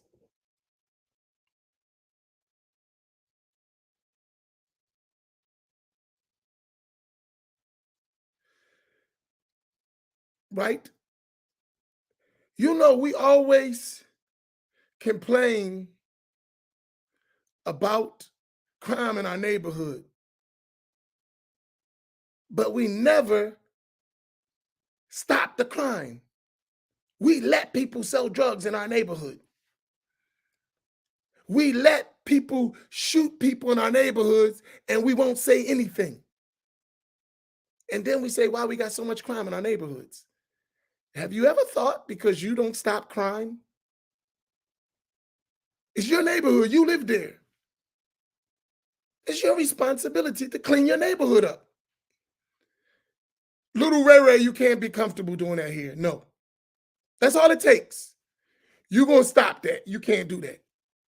Now, you may have to put everything else in place. You might have to find little Ray some training, have to find him a job, but you can't do that. You can't sit on that corner and sell crack.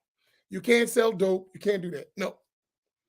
Now, we're going to help find you a job. We're going to help get you some training, but you can't do that. Absolutely not. No.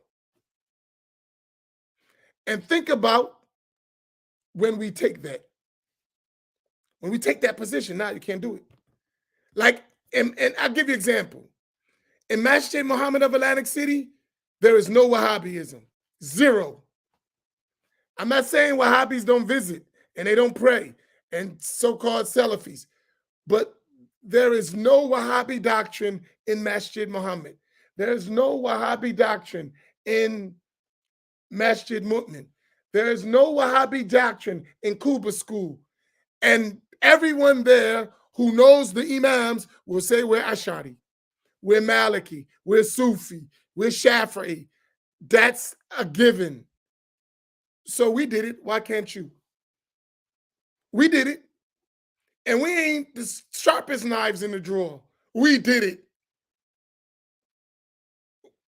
You hear this platform, we say we Ash'ari, Maturidi, Sufi, and we don't have no hesitation. Zero. Why you can't do it? What's the difference? What's stopping you? And we don't care who don't like it either. Right? And you can come try to rob us too. Watch what happens. We waiting on you. So I'm just saying, we have to be brave. It takes some lions. And we're not saying nothing strange. Listen, Imam Nawawi was an Ash'ari and a Shafi'i and a Sufi. Sheikh Uthman, Shehu, Uthman Dan Fodio, his brother Abdullah bin Fodio, he was Ash'ari, Maliki, Sufi. Al-Hafidh ibn Hajar al-Asqalani was Ash'ari, Shafi'i, Sufi. As Sheikh al-Islam, Zakaria al-Ansari was Shafi'i, Ash'ari, Sufi. Imam al-Qurtubi was Ash'ari, Maliki, Sufi. Qadi Iyad was Ash'ari, Maliki, Sufi.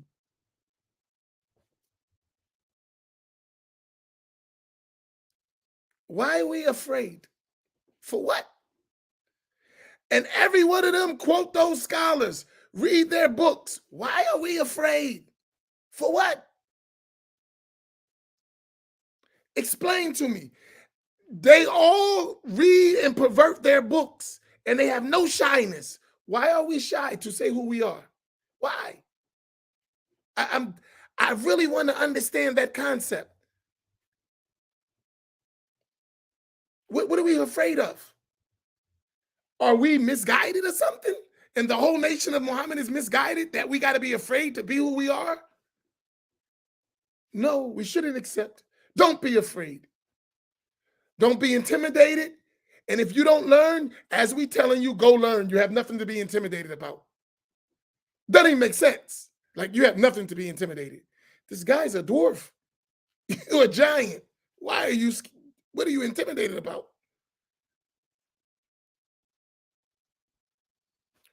What are you intimidated about?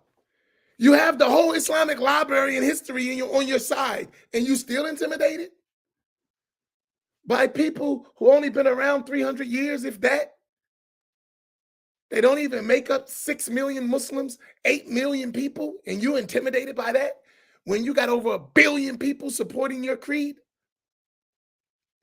Is it because they put such a good job that we don't even know our own history? They did a big number on us that we don't even know our Islamic history to be intimidated by that? No, absolutely not. And guess what? People are not going to like you for that. But they praise Imam al-Nawawi. They praise Hafiz ibn Hajar al-Asqalani. May Allah forgive them, but I'm a deviant. Right? Like, may Allah forgive them, but you, nigga, you a deviant. Right? We had the same belief. What do you mean? Forgive them and I'm a deviant. I wouldn't visit you on a park bench. May Allah break your back. Come on, man, give me a break. It's all game, and game recognize game.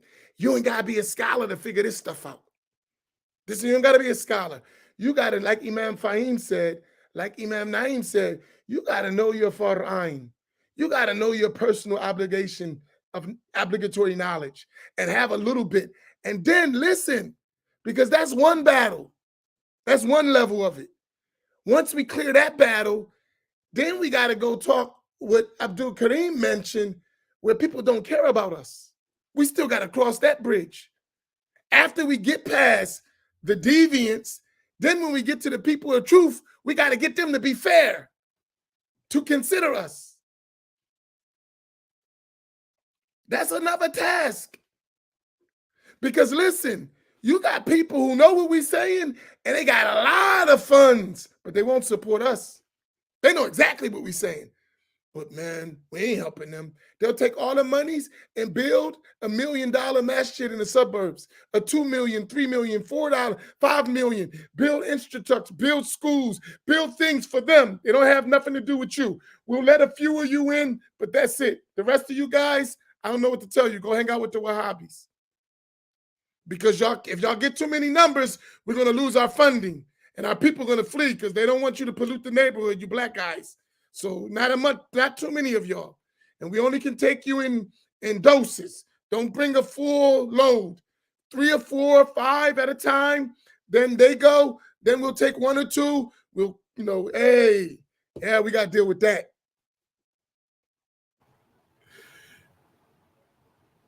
If you know how, we got to be real. You want me to lie to you? I live it.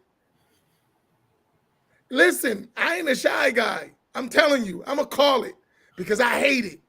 I hate that that's the way it is. But I know. I've been around. I see it. I know the people. I just don't call them by names. They know what I'm talking about. And they'll say, I'm sorry, Imam Amin. They know what I'm talking about. I've been around them. And the only way they're going to give you something if you tap dance and support their mission that has nothing to do with you, while you neglect your own mission. Then they'll give you a crumb. As Sheikh Abdul Kareem said, they're going to give them 6 figures. They're going to give you 1,000, 2,000, 3,000, 4,000, 5,000. Maybe you get 10,000 on your biggest imagination. But for them, 100,000, 50,000, 1 million. For you, as the Italians say, that's what you get. They be like 1 for me, 1 for you. 1, 2 for me, 2 for you. 1, 2, 3 for me, 3 for you. That's how they be like. No, this is real stuff. Maybe you don't like it. I don't either. Stop it. But if we keep letting it happen, it's going to continue to exist. Listen, a lot of these, and I hate to say it, as an imam, as a black imam, I know the feeling. They got our own people not caring about us. Look, they did such a good job that our own people don't care about us. If we ain't playing politics, they ain't messing with us. Forget about it. Trust me. You know, Malcolm X was famous for this. What do you call them? The Big Six? We got our Negro Islamic Big 4 or 5 or 6 too. These Negroes ain't thinking about us. We got our Big 6 or Big 4, Big 5. They're not thinking about us. We're not on their radar. They at master's table. That's where they at. Hey, call it. It is what it is. If you don't like me saying it, stop. Then I won't say it. I can't say it if you stop. But so long as you doing it, and we're feeling it, and I'm on the ground with the people feeling it, I'm on the ground with the people who's suffering, who don't know their Fard Ain, who don't know their tradition, who don't have access, yeah, I'm going to say something. Hey, and that's why we have the 3453 family, because of that. There's got to be, everybody talking about a safe space. Where's a safe space for black Muslims? What about that? And then by extension for all of us, where's a safe place for the true Ahl Sunnah people who follow our methodology correctly? Where's their safe space? We got people that's going to study, that's going to learn traditionally and come back and sell out because we don't got nothing. They went and learned and going to go sell out. We got learned people working for Wahhabis who learned the tradition well. They got to work for Wahhabis because we don't do our part. I know them. You got a job working for a Wahhabi. You studied in the most Sunni places in the world, but you working for Wahhabis. What the heck is going on here? I got to eat, bro. I got to eat. You got to eat. You got to eat? That's all you concerned about? All that learning, you sat with the scholars, you took from them, you were in their houses, you got chains of narration, and out of all that, you came to get a job for the Wahhabis and compromising your principles? And let's not mention names, don't mention labels. Give me a break. Hey, listen, I'm from the hood. We don't do that. I'm from the hood. We don't do that. Sorry, we don't do that. And listen, we're free and we don't do that. We ain't do that in the hardest prisons in the country. We don't do that. Where we were outnumbered and life on the line, we're not doing that. You can forget that. Whatever happens, we're not doing that. You can forget about it. And we know better. It's not like we don't know. I'm sorry for going so long, but I hope you understand what I'm saying, because this is no sellout. You know? Remember Public Enemy had that song, "No Sellout." That's how we got to be. We ain't selling out. It ain't happening. And if I do, I'm going to get the hell out.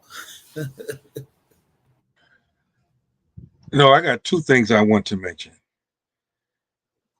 I remember when I was leaving default Wahhabism to Ahl Sunnah wal Jama'at, or quote unquote Sunnism, right? And one of the things I've noticed, especially as the internet grew and then social media, I noticed that those of Ahl Sunnah wal Jama'at, those who were Ashari or Maturidi or follow one of the four schools, were Sufi, they only want to be in controlled environments, either online, some Facebook group, or some website, or some e-group before social media exploded, whatever. They never want to take their deen out into the masjid, out into the public.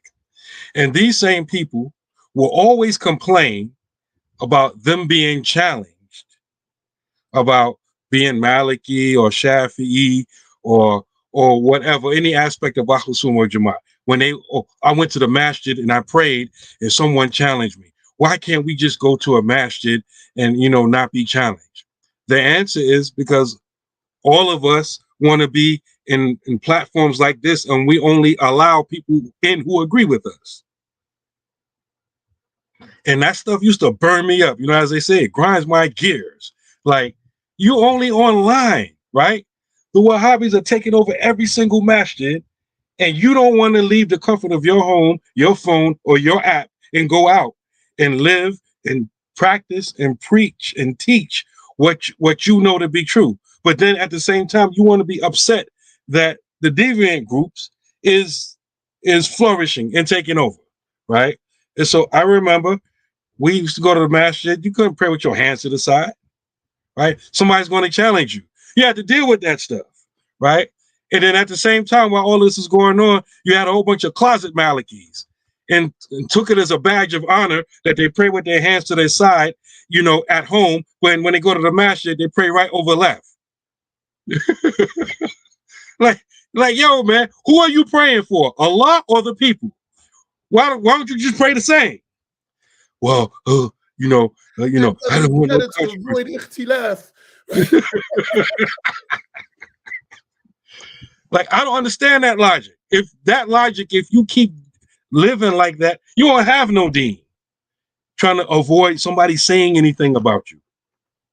And the second issue that I wanted to bring up is the fact that I think that whole label argument is disingenuous. Everything has a label, right? When you talk about a car, do you call it car or do you describe all of the parts first? You know, I want to get in the thing that drives, you know, has a motor in it and the wheel and the door. You know, it has a glass, electric roll. You don't go through all that. You just call it car, right? When you go in a house, right? Do you say I'm going to go in through the door? Or do you describe the door? Do you say, you know, there's this thing, I don't want to give it any labels, right? But, you know, it has hinges on it. It could be made out of wood. It may have a window in it. I want to avoid the labels, but you know the thing that I need to open it to get into the house, right? Everything has a label, right? But why when it comes to this, you want to avoid labels? Everything has a label. Allah taught Adam the names or the labels, I translated that way, of everything. It's not the label that's important, it's what it's pointing back to, what it's indicating. And the name or the label of Ashari and Maturidi is indicating something. It's indicating the proper creed, the proper tenets of belief that you have to believe in, and what is not proper to believe in. That's what it's indicating. So I think this, you avoid the label. The label is just, you have to call it something. You want to spend a whole hour indicating every point of Ashari Creed just to say Ashari Creed? No, you say Ashari Creed. So I'm sorry. As a break for our sponsors, we need to have a fundraiser. It is not befitting of our Imam and his family to have to shop the great value brand. I'm sorry. Samira is funny. She said the great value brand is a brand.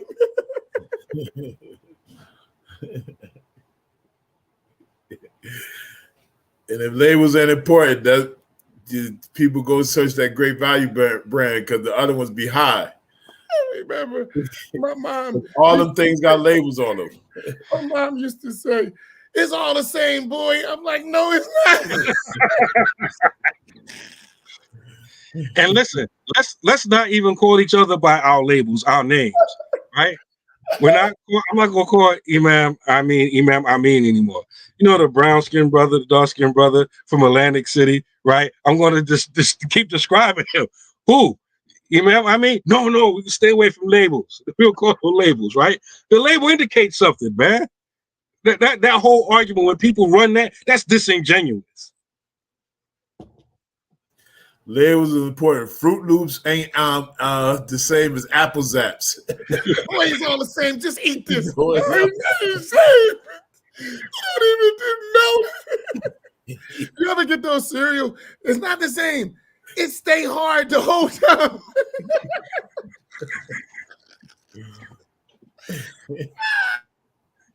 See, that was my trauma as a kid. We were so poor. We can't eat this stuff.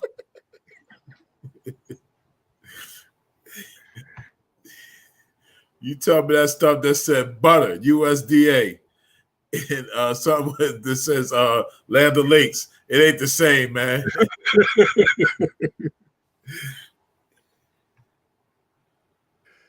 All right, man. We we reached our goal, and inshallah, we said something beneficial. Oh man.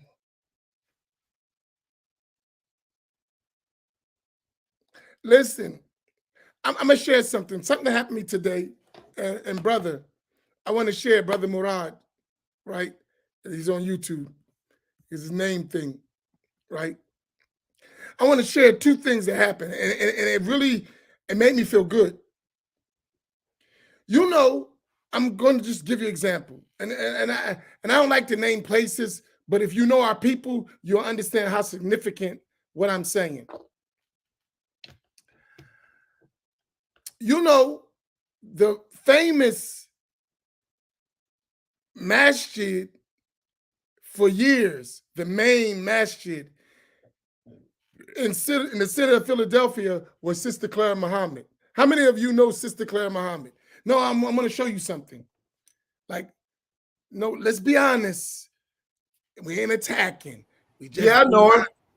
Huh? I know her. Yeah. Sister Clara Muhammad School. Y'all aware of that school, right? In Philly. That was the famous masjid from the nation to Imam Warfdi Muhammad, right? Listen, they got elders from way back in the day, right? I don't know, maybe a couple months ago, maybe even a year, Allahu A'lam, right? Some known elders came to me. They were all over 65.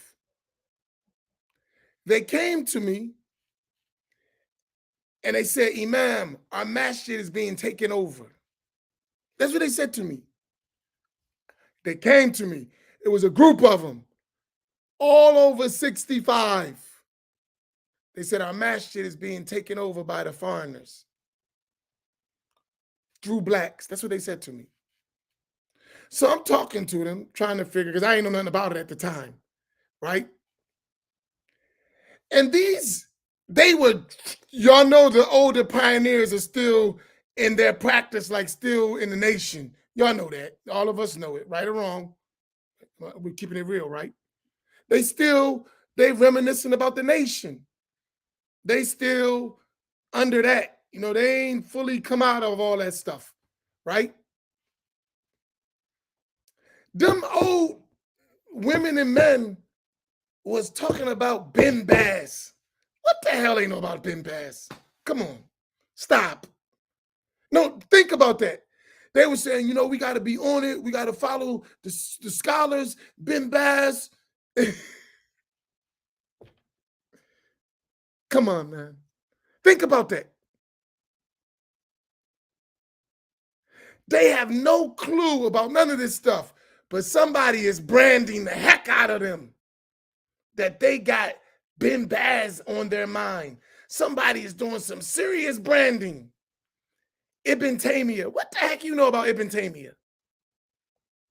You don't know Arabic. You don't read no books. You still talking about the nation and those matters, and you reminiscing from the 60s and the 50s and the 70s, and you talking about Ben Baz and Ibn Taymiyyah. You don't even know who they are. I asked them, I said, who's Ben Baz? I don't know. That's what they say in the Masjid. Who's Ibn Taymiyyah? I don't know. That's what they say in the Masjid. And you're afraid to say Ash'ari. But they're not afraid to say Bin Baz. They're not afraid to say Al-Albani. They're not afraid to say Fawzan. They're not afraid to say any of the big six. But you afraid to say Ash'ari. It's bad branding. Man, but they're branding all over the place. But we won't brand. But they're branding. And they're branding, so the fact, that's why you won't brand, because they brand so well that you won't brand. And then they tell us, after they done labeled everything, oh, don't come with these labels. We just Muslim who believe in Bin Baz and Ibn Taymiyyah and Ibn Uthaymeen. Come on, man. This game. This is real. Now, because we brand, and I know we do the same thing, we rebrand back to the original brand. A sister came to me today who's putting the program on, and it's all this nation stuff, and I know where the mind is at. They're reminiscing about the glory days. And she said, Imam, I understand what you mean by Ash'ari and Maturidi. I like to do a backflip when she said that, right? That's because we branding. Other than that, she wouldn't know what we're talking about. But because we keep branding with the real brand of Ahl Sunnah, it's working. You got to rebrand, right? We got to rebrand. We got to rebrand. So stop making excuses. Rebrand. At least the rebranding will be our tradition when we finish. And we can be ahead, because that's going to lead to books, to scholars, to chains of narration. It's the rebranding is going to help us rebrand. And that's my statement.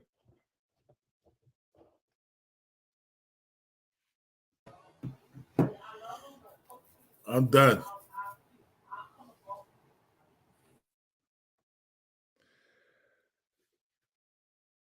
And listen, don't leave us out here by ourselves. You learning, you benefiting, we're sacrificing our time. At least you can do is help us. And the way you help us, by help us rebrand, right? Drop your Ash'ari flag. Wave it high. When I mean drop it, pull it out, wave it high. Wave your Maturidi flag. Wave your Hanafi flag. Wave your Maliki flag. Wave your Shafi'i flag. Wave your Hanbali flag. That's real Hanbali. Wave your Sufi flags. Wave them loud and proud. Make it well known that we are Ahl Sunnati wal Jama'ah. Stop putting your stuff in your pocket while everyone else is waving rainbow flags and every other kind of flag, and you scared to raise yours. Raise your flag. And burn your Wahhabi flag. Okay, I'm done. You closing? I mean, you closing us out today, Imam Otis. He said he's behind enemy lines. Stop. Welcome to the club. Enemy and go build your own, burn your own place where Ahl Sunnah won't be behind enemy lines. Build your own. There are Somali Ahl Sunnah. I was with them in Columbus, Ohio. They're in Minnesota. There are Sunni Somalis in America. Not all of them are Wahhabi. So find those Sunnis. All of us Ahl Sunnah in this country that are black, we all behind enemy lines. Because as what was said earlier, our default position as black folks who enter Islam is Wahhabism. So if you black and you become Ahl Sunnah wal Jama'at, everybody around you that's Muslim is default Wahhabi, just about. So we can't afford to be tiptoeing, tap dancing, whispering, and in the closet. SubhanAllah. Them alphabet rainbow people came out the closet and Ahl Sunnah went in the closet. That's crazy. That's crazy. SubhanAllah. I don't come from that kind of generation, them type of people, man. SubhanAllah. And I had Allah bless me to live in Philly for 5 years. They wear their Islam on their chest. And most of them is Wahhabis, but they're proud of it, right? They're proud of their Islam. I don't know how to be an apologetic Muslim. I didn't become Muslim to be like that. No. I'm reclaiming my mama's big greasy welfare burger. I ain't going to McDonald's no more. All right. بسم الله الرحمن الرحيم ربنا اتم لنا نورنا واغفر لنا انك لكل شيء قدير ربنا لا تزغ قلوبنا بعد إذ هديتنا وهب لنا من لدنك رحمه انك انت الوهاب ربنا انك جامع الناس ليوم لا ريب فيه الله لا يخلف الميعاد وصلى الله وسلم وبارك وعنم وعظم على سيدنا محمد وعلى آله وصحبه أجمعين. We ask Allah subhanahu wa ta'ala to grant us sincerity.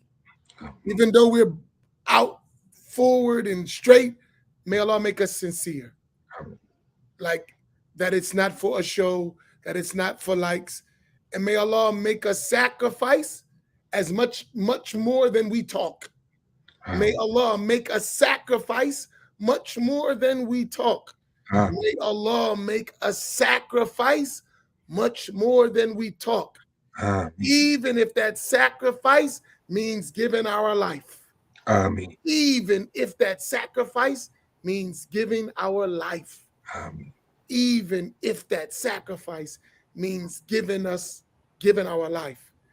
Allow us to not let a day go by where we don't raise the banner and the flag of the Prophet sallallahu alaihi wasallam through the methodology of Ahl Sunnati wal Jama'ah, of the Asha'ira and Maturidi and Creed, of the Hanafis and Malikis and Shafi'is and Hanbalis in fiqh, and of the people of Tasawwuf.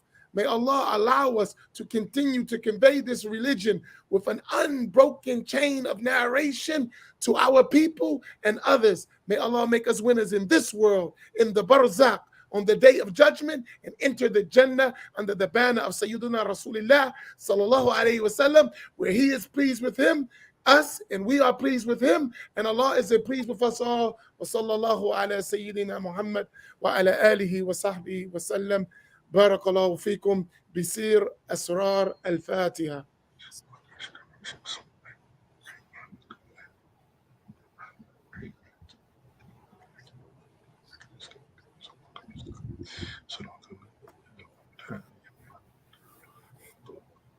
السلام عليكم ورحمة الله.